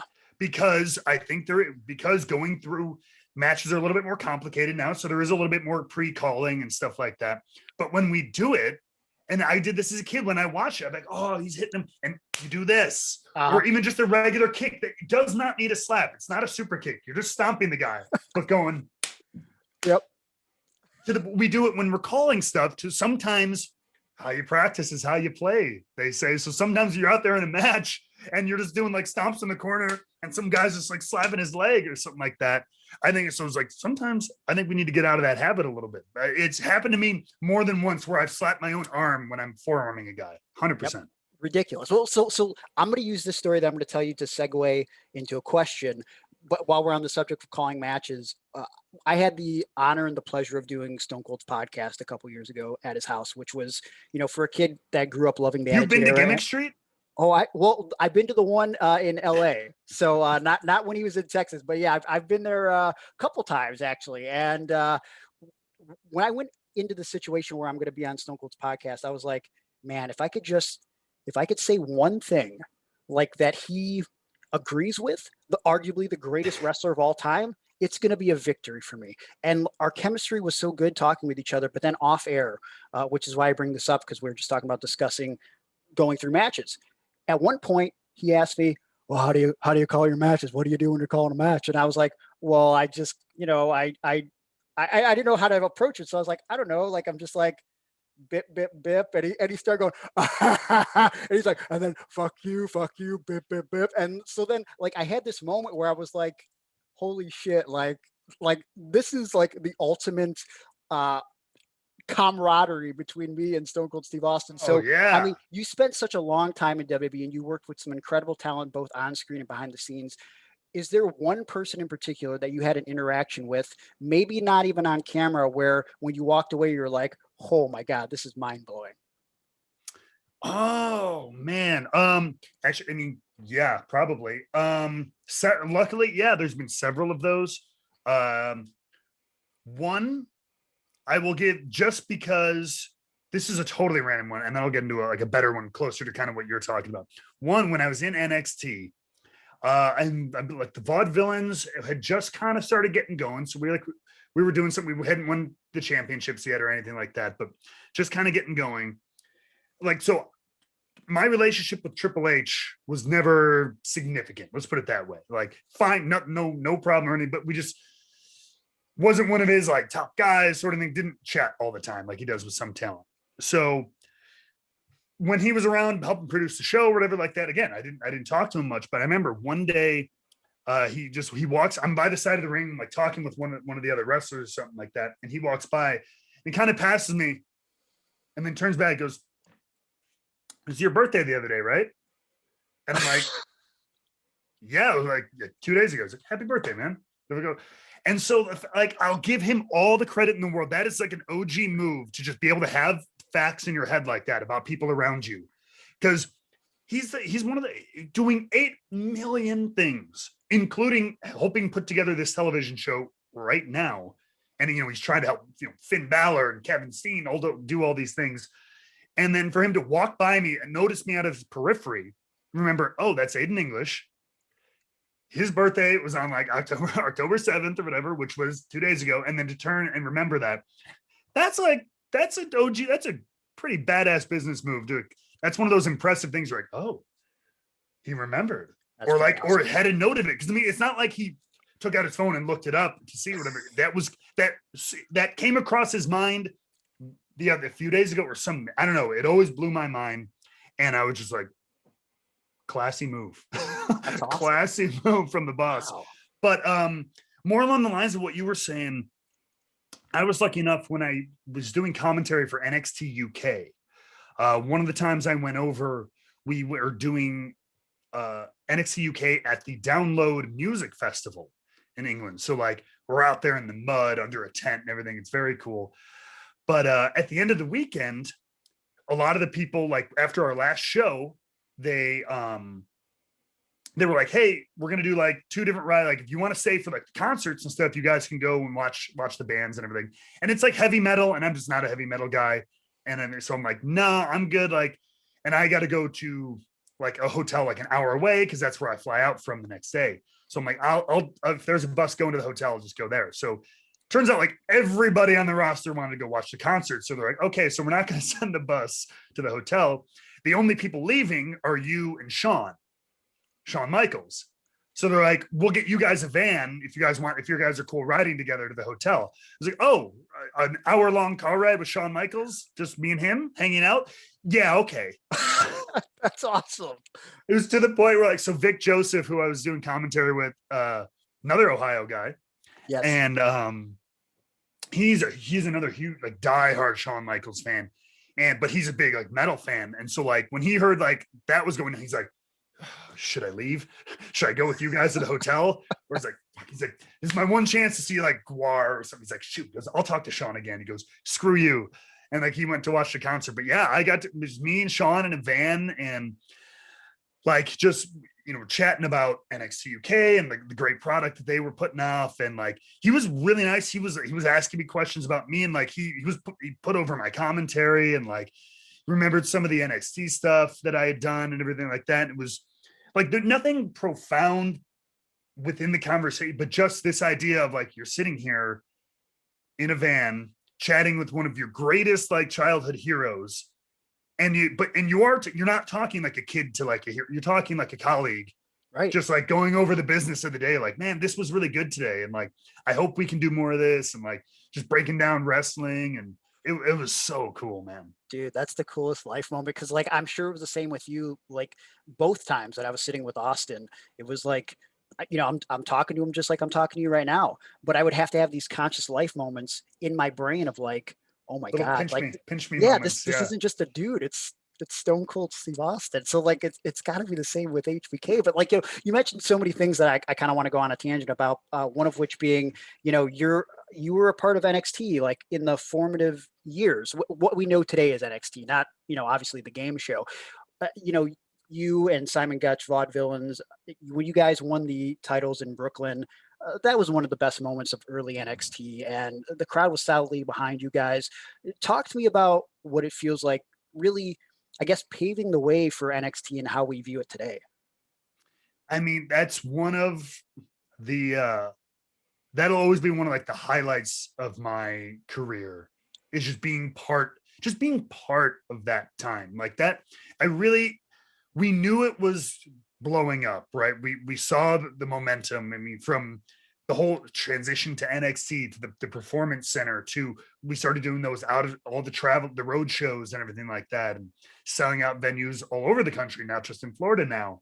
And then takeover events, and then finally, I'm kind of our big, I won't call it debut, but, you know, it's like a debutante ball cap. This is the coming out party, Brooklyn, which is the first time we were in a major arena. And it's the night before SummerSlam, and we still sold it out to the rafters. That was like that solidification of, like, shit is real. Like, yeah. we something real is going on here. And so at the time, you knew it was, like, you knew it was rolling, you knew the steam was there. But now, looking back on it, like, especially for me, I'm like, holy crap, how lucky was I to be on that show? Like, any of those takeovers were awesome, but to be on that first Brooklyn at all, and that card was only like 6 matches. Right. So to be on that card, because especially a couple months before, we didn't know what the hell we were doing. In fact, we were the bad guy Vaudevillains, thought we were going to be good guys, went out. I remember we went out and acted like good guys in a match, got yelled at for being good guys, had to go out and then act like bad guys again in a second match. Oh, no. And then kind of went off TV. And then they were like, oh, yeah, okay, I guess people do like you. Let's bring you back as good guys. And so, like, we were so up and down. We were like, they'll never do anything with us. And then the timing just, like, we needed new opponents for Blake and Murphy, and it's kind of fit. And to culminate and be on that show, to win my first championship in wrestling on that show in front of that crowd. Again, it was big then, but in retrospect, really, it's even a bigger moment just looking at what's happened since and what NXT has become. Yeah, like I said, you guys were really trailblazers for what NXT is today, and so kudos to you guys. But, you know, one thing that I often thought about, I was super pumped when you guys got called up to the main roster, and I would imagine that was a big opportunity for you guys. But do you think, in retrospect, because I really thought they should have done more with you guys, but do you think there should have been, like, some sort of tweaking to the characters? Do you think the characters might have been better suited for NXT? Because we all know that NXT has a certain audience, and the main roster has a certain audience. Was there anything you would change about the Vaudevillains ending up on the main roster? I mean, 110%. I mean, especially at that time, I think NXT had that extreme. I think there's a little bit more of a crossover now, and that's because I think the style of NXT has changed just a tiny bit. But at that time, NXT was this kind of weird. It was super. It was cool. It was underground. It had this underground feeling, even though it's WWE. But they liked the weird characters. That's what, like, the Vaudevillains, like, it's at the risk of being kind of insensitive to us. It's goofy. It's weird. Like, that's not normal shit wrestlers come up with, like, those kind of characters for the most part. But like, I mean, that's Tyler Breeze, you know, was being male model, like, and like kicking ass, and like CJ Parker was doing stuff, the Ascension, like all these kind of just a little off the wall characters, but like it's maybe, and I give a lot of credit to that Full Sail audience who were just like, this is different. We're down with that. And so like their reactions made a lot of our characters. Yeah. And so I totally understand that when you move up to that main roster, the audience is broader. You know what I mean? It's totally it's less niche. And so you won't always, unless your character is kind of perennial, which are your black and white ass kickers, you know, some of your top guys who, that's going to work anywhere you go. You come out, you talk tough, and you beat people up, probably going to transition pretty well. It's an easy thing to sell to an audience. But when you have these more unique characters, you have to explain them. Right. So like Bray Wyatt, they did much better because, again, and maybe because they had main event plans for him and everything like that, but vignettes and teasers and who the hell is this? What is this going to do? At least kind of growing intrigue. Us, we need, not that we're Bray Wyatt, but we needed that kind of a treatment. We weren't Enzo and Cass. You can't send us out there, you know, soft. Oh my God, that's a funny promo. These guys are kind of cool. I like them. And we get who you are. We come out and it's like, okay, it's black and white. I get it's old timey. And then they just we have kind of a regular wrestling match. And then it's just normal. Like, we didn't get a chance. You needed to explain us. The Vaudevillains needed to be explained. We needed vignettes. We needed teasers.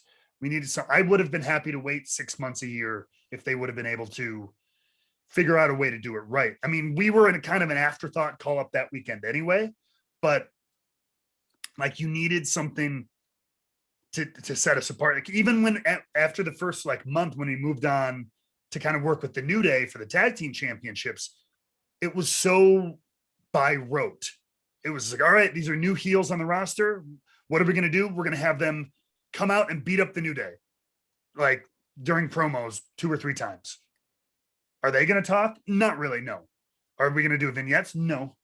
They're going to come out and get heat because they're beating up the good guys. It's like, but nobody cares about us because they don't know who we are. We're just the new heels here. And then the New Day is going to go over on us because they're still top dog. And then no one's going to care because you haven't established us and as who we are. And I remember talking with Xavier Woods all the time about that. He's like, oh my God, we should do black and white vignettes where you kidnap me and tie me to a railroad track. Or like, we had this idea of like stealing the Budio and like lighting it on fire and like in a more black and white movie and stuff like that. And then like crying over it, like, no, and like all this like funny stuff, but it's entertaining, it's intriguing, it's attention grabbing. But the only thing they did was just have us jump the New Day from behind twice. And then we had a pay-per-view match and we lost. So I think with characters like ours, you needed to flesh them out. You needed to explain them to that more broad audience. Now that makes perfect sense. But, you know, with the Aiden English character, even after the Vaudevillains, you were able to really get some momentum going in the Rusev Day situation. And I mean, like, you were a large component for which that was successful. And we could talk a lot about the Rusev Day thing, but I know you've talked about it a lot over the past year. But let's talk about one component that I'm very interested in. I myself am very insecure about, and I'm purposely not wearing my hat today so I could segue into this, male pattern baldness. Okay. And I don't know, like, maybe it's my denial. I don't think my baldness is that bad, but because I'm a little bit insecure about it, I've let my friends in on that secret, and on road trips, they're always bugging me about it. And they're all, just shave your head, Greg. And I'm not going to shave my head, or maybe I should, I don't know. But like, I know that you said in an interview on your YouTube channel that it was when you watched your match with Shinsuke Nakamura that you realized the hair had to go. But how long did balding plague you? Because it plagues me every day, man. It plagues me every single day. Yeah, it was I mean, I was doomed from Jump Street. I mean, both sides of my family, they say, like, look at your mom's, uncle's, dad. Everybody on both sides of the family's bald as a cute ball by their middle age. So I'm like, I'm doomed. So I knew it was going to happen eventually. But it had always kind of been a thing. Like because before it was the bald spot back here that I tell that ultimately got me to it, because I saw that photo in the match that I talk about. But I mean, the hairline was receding for a long time, like starting in my mid-20s. I mean, it was starting to go, and the widow's peak was starting to form, and I was like, hey, and I would try to be like cool hairstyles, and like, it's not quite a comb over, but it was like, because it would grow long, like right here directly on top. It would grow kind of long and out. And so I'm like, do I just like do like a weird like bangs thing, like sideways bangs, like an emo kid? I'm like, no, I'm like, I can't pull that off. I tried like keeping it really short for a while, which worked. That worked the best, probably. Just keeping it almost not a buzz, but like real tight and short. But even then that's when I would start to notice. And so I guess when I started to notice how many different things I had to try to make myself feel better about my hair, and I'm like, if I have to try this damn hard, it might just be time to go. And then the match with Shinsuke, I just put it over the top. Well, you picked the perfect timing to do it. I mean, you debuted at WrestleMania, right? I mean, that's pretty cool. I mean, how that was a lot of fun. How do you feel about it now? I mean, I feel like you pull off bald very well. Oh, thank you very much. Well, it's funny is in that story, which is also on YouTube, but I talk about right before I'm about to get it shaved by the WWE like hair and makeup team or whatever. I ran back after that first match, sat down in the chair to do it, and literally has like the clippers in her hand, and she asked me, she goes, "Do you have a good head?" And I go, I don't know. Is that a thing? She goes, "Oh, like, yeah.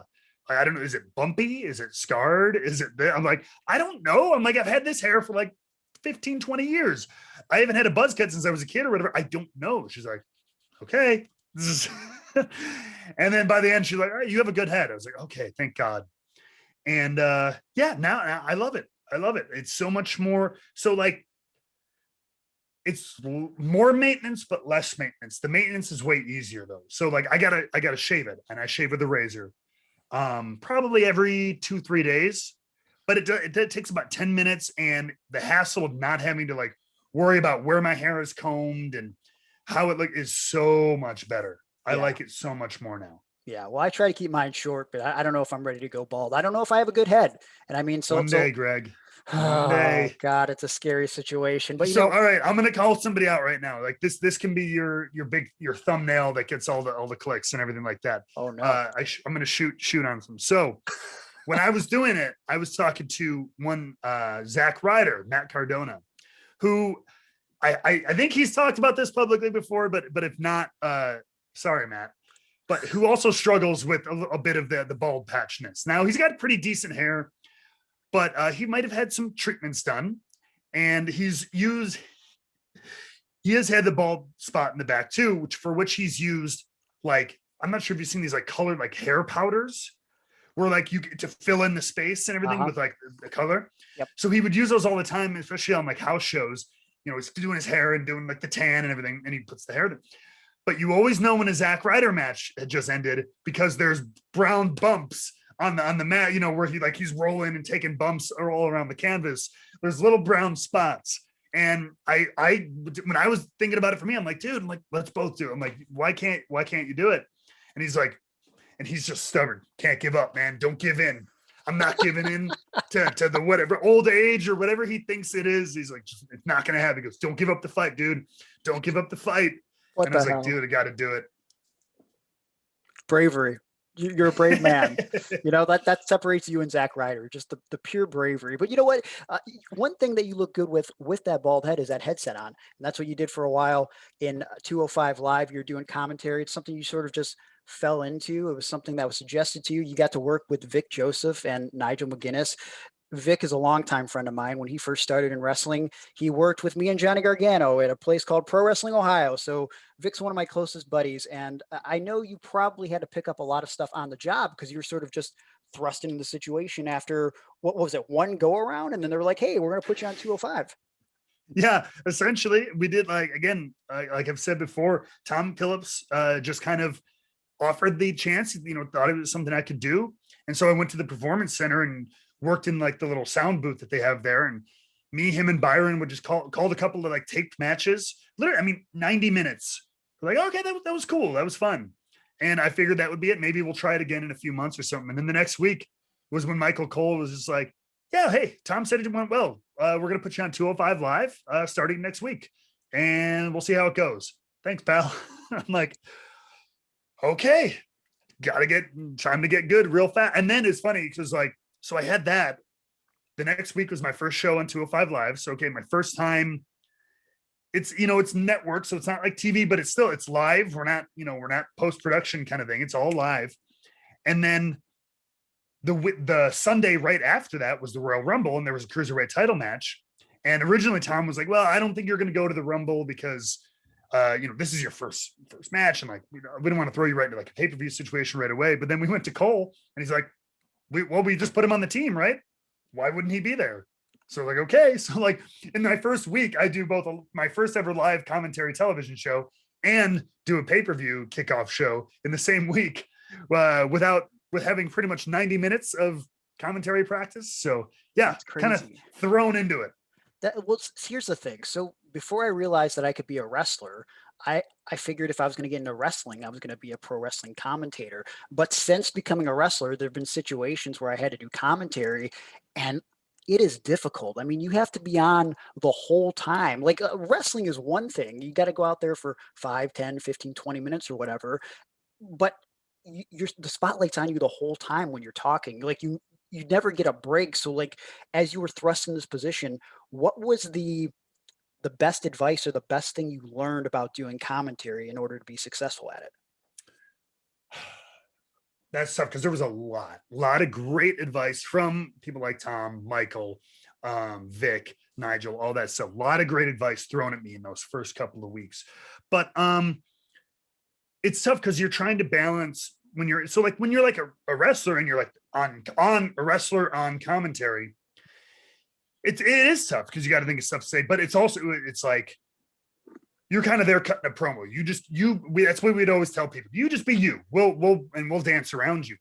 But when you're like on the team, you've got to balance, if you're color, you are kind of a character, but you can't be so much of a character that you're distracting from the show, but you want to have some personality, but you're also trying to toe the line of the story of the match. You got to do, about a dozen different things at once. But one of the best pieces of advice I probably got was speak in sound bites.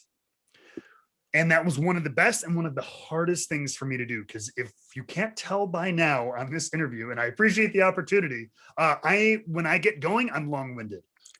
And I do not, yeah, man. But like, and which good, because I'm excited and I like to tell out stories.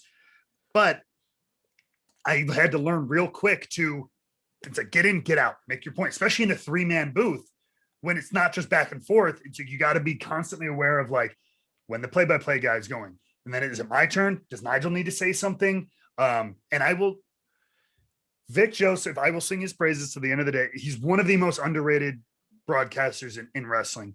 One of my favorite things, and this is a little inside baseball, when we would do those 3-man tables, Vic was literally like an umpire. So he's in the middle of like, he calls the action. He's the play-by-play guy. He's doing this, then Johnny Gargano, whatever, arm drag, rolls through to the kick, 1, 2. He's doing most of that work. We do a little bit. Me and Nigel just are telling stories, putting over baby faces, putting over heels, why they're angry, so on. But Vic is he's leading the story. And so he would literally do them and then grab my arm or whatever, go, he had a whole thing of hand signals, like, whoop, stop talking. But both of you stop talking. I need to call this, blah, blah, blah. Okay, Nigel, you go, grab my hand if I was talking too much, like, hang on, boom, and then squeeze it, go again. Like stop, come on, stop, come on. Like he's air traffic controlling that whole thing. And I was so impressed and so grateful because it was this very visceral thing to kind of, okay, to show me when, because a lot of guys won't do that. They'll just kind of like wait for you to sign, and then they'll tell you later, like, hey, don't talk. So I'm like, well, you need to give me a signal. And Vic was so good on that. He was like a little like Minority Report guy out there, just like guiding everything across the screen. And I appreciate him a lot. Well, with that being said, I know you've been on a break like most people because of COVID and quarantine, and you have been doing much wrestling stuff. But when it comes time for things to get a little bit more safer and wrestling becomes an option, is there a preference that you have when you get back on the television? Is it going to be Matt as a commentator or as a wrestler? Or, I know you said in interviews that you just want to contribute. And that's the way I sort of feel about it at this stage of my life. Like, I don't necessarily need the spotlight of being a wrestler.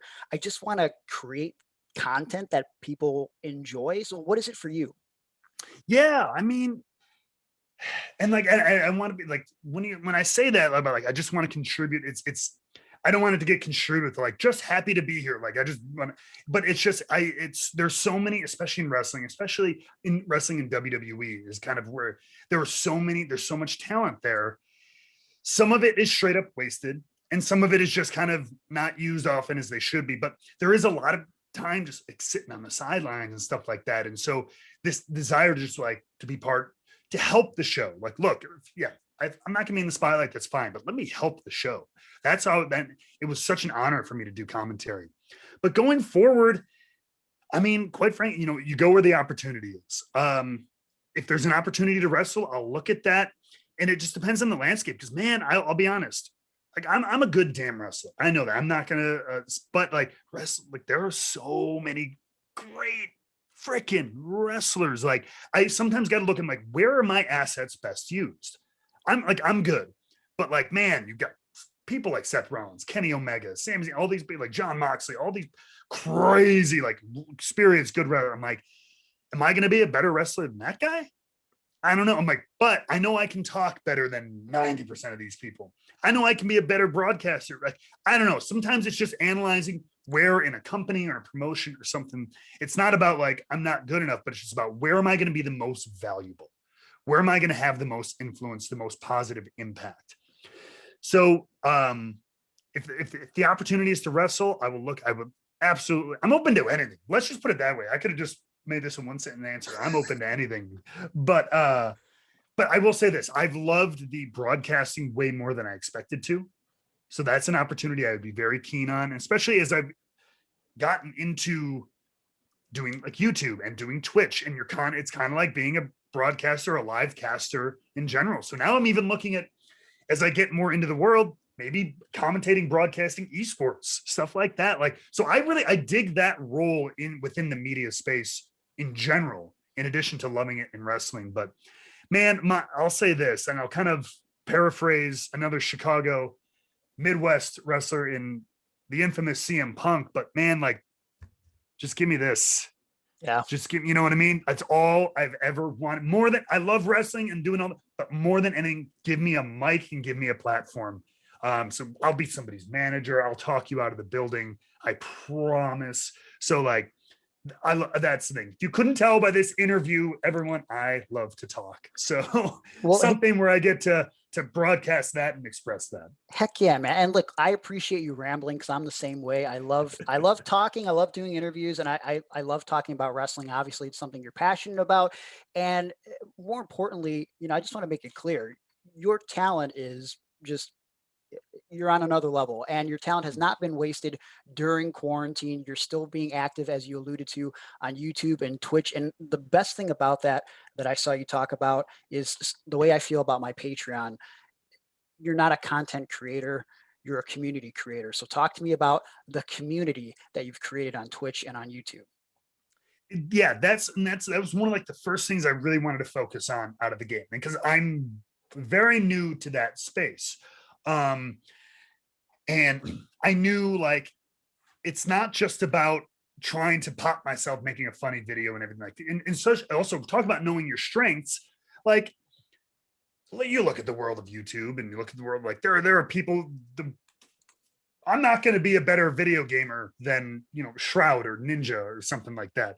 I'm not going to be funnier than some of these comedians and stuff that are out there. But I'm a very earnest guy. I like to talk very openly and honestly. I like to welcome. I'm really good at that. I'm really good. And so I'm like, my first Twitch stream, I didn't have like some of these wrestlers that have jumped on. I'm not going to name names. Like, I didn't have 10,000 people jumping into my chat day one. Most people didn't know where I was, what I was doing. I was sitting there casting from my PlayStation on a little camera in a crappily lit room for five people. And so like, it was just, and most of those people are still in my chats to this day. And like, it's cool to like build this community. And so like making each person who comes in, and if I try to, if you see that name again, like, hey, they were here yesterday or 2 days ago. Hey, good to see you again, and everything like that. Again, I try to pull like the Triple H move, and like something they mentioned to me like in the first time in, I'll be like, hey, like you got to go to work soon, right? I know you talked about that like the last time you came on at this time. So like if you got to go to work, I appreciate all this stuff. Just trying to remember things and make people feel welcome, because that's something I've learned about all these kind of content creation online things is people aren't always they are coming for the content. That's what brings them in, but they're staying for the personality, for the person. They're coming to hang out with you and with the environment you create. That's just as important. Yeah. So they may like you, but if you kind of, create a toxic environment, you allow other people to pop off and say bad stuff in your chat or whatever like that. If you're allowing that, even if you're not like that, it doesn't make a nice space for other people. So it's just being aware of all those things, and it's been a lot of fun. And the feedback I get all the time is that people love to come and hang out with that group. So I feel like I'm onto something. I think you are, and you hit the nail on the head. You want to make something that people want to invest in and they want to spend time with you. And listen, I can't thank you enough for spending an hour of your time with me. This has been a lot of fun. I've learned a lot about you. We've delved into some subjects that I know you haven't talked too much about, so I appreciate you sharing some stories. And just final thing I wanted to ask you that I ask everybody that does the podcast: what inspires you? What keeps you going, Matt? Wow, that's a really very profound and good question. What inspires me? I'll be perfectly blunt. It's been hard this last year. Coming off of the release and everything like that. And while I've had some fun creating a lot of this stuff, it is sometimes it's hard when you're trying to think of like the next gig, and you're trying to think of like what's going on and when are we going to be able to see my family again? I can now see my parents, but they're older. And so like, I was always worried about that with this whole situation in the world. So inspiration hasn't always been easy. I'll put it that way. What inspires me is other people, I think. And I'll come back to what I was just talking about, like that community, like seeing what I do, even on a really small scale. You know what I mean? Being like appreciated in a genuine manner, not just like, I like this thing you did, but like, I love coming to this community. I love hanging out with you. I love being able to ask you these questions, stuff like that. It makes me really great. And that's my little sign here. Like I got this stupid little thing because I thought I'd have some funny shit to put behind me during a stream or something. But I put that message up, and I don't know if it's reversed on my camera. I hope you can see it. I can see it. Okay. But I put that up one day because I was in a sentimental mood, and then I'm like, I've left it there for like 5 months because be grateful. And I might change it now to, I was just thinking about today, to little things. I'm just going to have it say little things. And it's both those, be grateful for the little things. And like I said, whether it's the 5 people who are like, I love coming to hang out and talk with you every week or whatever like that. And so, because coming off of WWE where everything is huge, everything's big, you're all over the world, doing all this stuff, and having that kind of thrust away, and then also being kind of shuttered at home, it was very different. And so really enjoying and being grateful and taking pride and pleasure in those little things that really do matter has really kind of kept me going and has inspired me a lot. Hey man, that's awesome. And you inspired me just sitting saying that right here. I mean, like, what a great story. We could have talked about so much more, but I appreciate the things we did talk about. I appreciate you. And if someone wanted to find you on Twitch or on social media, how could they find you? Absolutely no, man. Thank you for having me. I mean, people just, I'm doing stuff all over the place. The easiest way is you can either find me Wrestling with Whiskey is my little side project too. I'm a collector and dork on that. So if you just look that up pretty much everywhere, but Drama King Matt, Instagram, Twitter, Twitch, all Drama King Matt. So just, and YouTube, all pretty much the same. So come search me on all those platforms. You will find moi. Thank you, Matt. Thank you for your time. And hopefully we can talk again soon. Absolutely, Greg. Thank you, man. That was the interview with Aiden English. It was a pleasure speaking with him. And you know what? He made me feel a little bit better about my male pattern baldness. I got to be honest with you. Oh, you're bald? I thought just, down below because of Manscaped. Well, that helps. Because of the Lawnmower 3.0. There's some areas in which you want to be bald, and there's others that you don't want to be. Wow. Is that why you wear a hat? It was a great episode. I love talking to Aiden English. And he spoke in English, too. Jerry, why would he speak in another language? However... He can speak in other languages. Shut up. No. What? Huh? Whatever. Someone who is... he speaks in a very unique language. Yes. He actually called into our podcasting hotline, which we haven't utilized in a while, 252-696-IRON. That's 252-696-IRON. It's a voicemail hotline that's available 24/7. You can leave whatever you'd like. You got 2 minutes of time. You could just speak your mind. Aaron, we had Hardcore Holly stop by. You're gonna play this right here? Right now. In front of all these people? Yeah, here. So I'm going to go to the audio of Hardcore Holly right now. Let's see what he had to say. Hey, Greg, and I got your phone number, and I have something to say. My dreams, we're going through something at NXT. Except, I'm the one who's doing something at NXT Superstar. When you go ahead and give me a contract, I'm going to sign it, and I will. Going to get from NXT, and I'm doing it, and I'm going to learn his life, and this glory. And you want my tag team, my choice.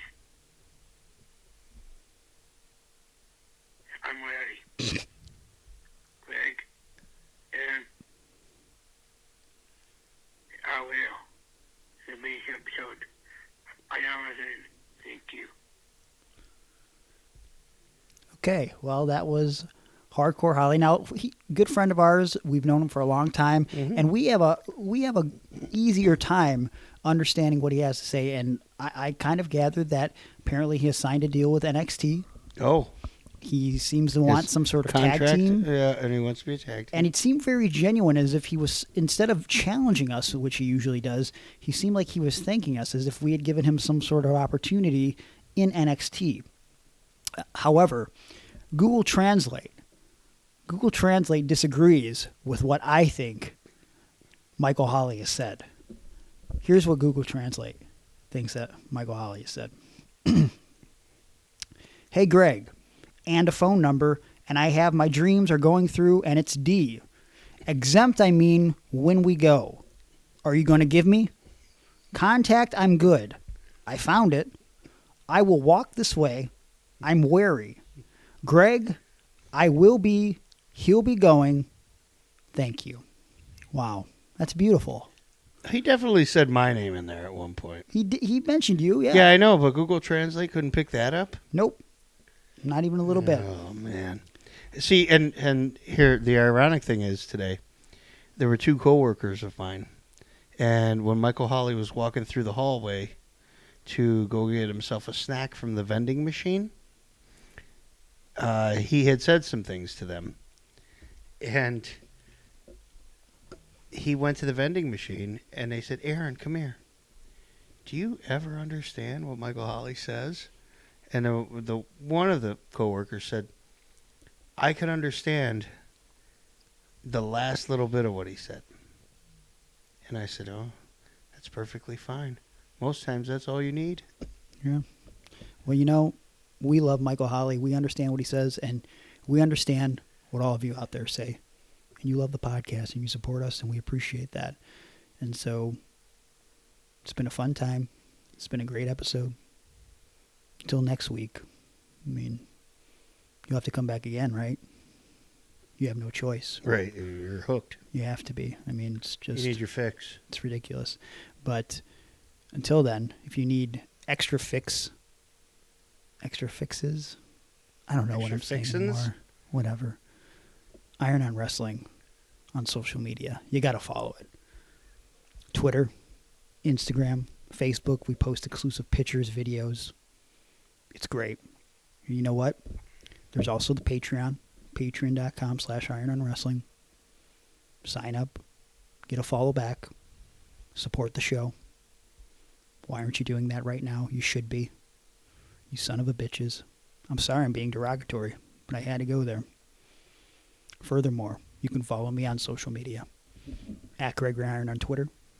At Gregory_Iron on Instagram. Facebook. Go to my website, gregory-iron.com. You can book me for motivational speaking engagements, professional wrestling, seminars. Contact me on my website or through my social media via DM. Go to my Pro Wrestling Tees store, prowrestlingtees.com/Gregory Iron. Find me on Cameo. I don't have an OnlyFans, despite the demand for it. It's ridiculous. I demand. You're a weirdo. What do you want to plug? You. No, what? I mean, at Fair to Air on Twitter and at Fair to Aaron on Instagram. And my OnlyFans is still being reconstructed right now. Oh, boy, how unfortunate. You're probably losing so much money right now. Greg, I'm sorry. I know you subscribe for $9.99 a month. That's not true. And don't listen to I'll just send you pics if you need. No. These balls are smooth. Why is it always about the balls? Okay, what do you want it to be about? You and your hairless balls, my dad and his hairy balls. I don't need this in my life. The visual. Really? What are you doing on Tinder? I'm not on Tinder. Oh, Bumble. I'm sorry. I'm not on Bumble. Oh, what are you doing? I'm sitting here podcasting with you, you fucking idiot. You're looking right at me. You don't even make any sense. It's hard for me not to look at you when you're wearing those glasses. I need to see. What are you even saying? This is it. Thank you for tuning in. I like that backwards hat. Shut up. Come back. If it was frontwards, I don't know that I'd like it as much. Pizza. Did you groom that mustache? Ready? Coming. Get it. If I was an alpaca, I'd sniff it for free. Just give me a kiss for so free. we can end the show, okay? All that hair. Thank you, fucking moron. $5 hot and ready, you know that's some value. Take it to your girl's crib and we see what that mouth do. Munching on pepperoni so good, this ain't no fast food. Later I be having her munching on some salami too. Pizza so good and so cheap, man, I love it. Top of the charts when it's fresh out the oven. Pizza Hut, Domino's, y'all can just shove it. Your pizza ain't shit, little Caesars above it, man, I love the dough. Sauce, cheese, and the pepperoni, I'ma need some more. Of that pizza so delectable and easily accessible. No waiting around and no line, that's unacceptable. No compromise in any shape or form that is detectable. At this point, those other pizza joints are not respectable. They streamline the pizza, the shit is impeccable. Caesar is king, man, you know it's incredible. This pizza is perfection, the king could teach y'all a lesson. Guess what? Sit down, shut up, because class is the session. The C sits on top, and I see no competition. Hear me now, don't fuck with the king's obsession. Hey, can I get one of those hot and ready pizzas? Sure, that'll be $7.63 after tax. What? The commercial said it was $5.99. Why aren't they $5.99? That's actually a corporate-run commercial, and this is a franchise. Well, how is that my problem? That's false advertisement. It's not our advertisement. I'll sue you.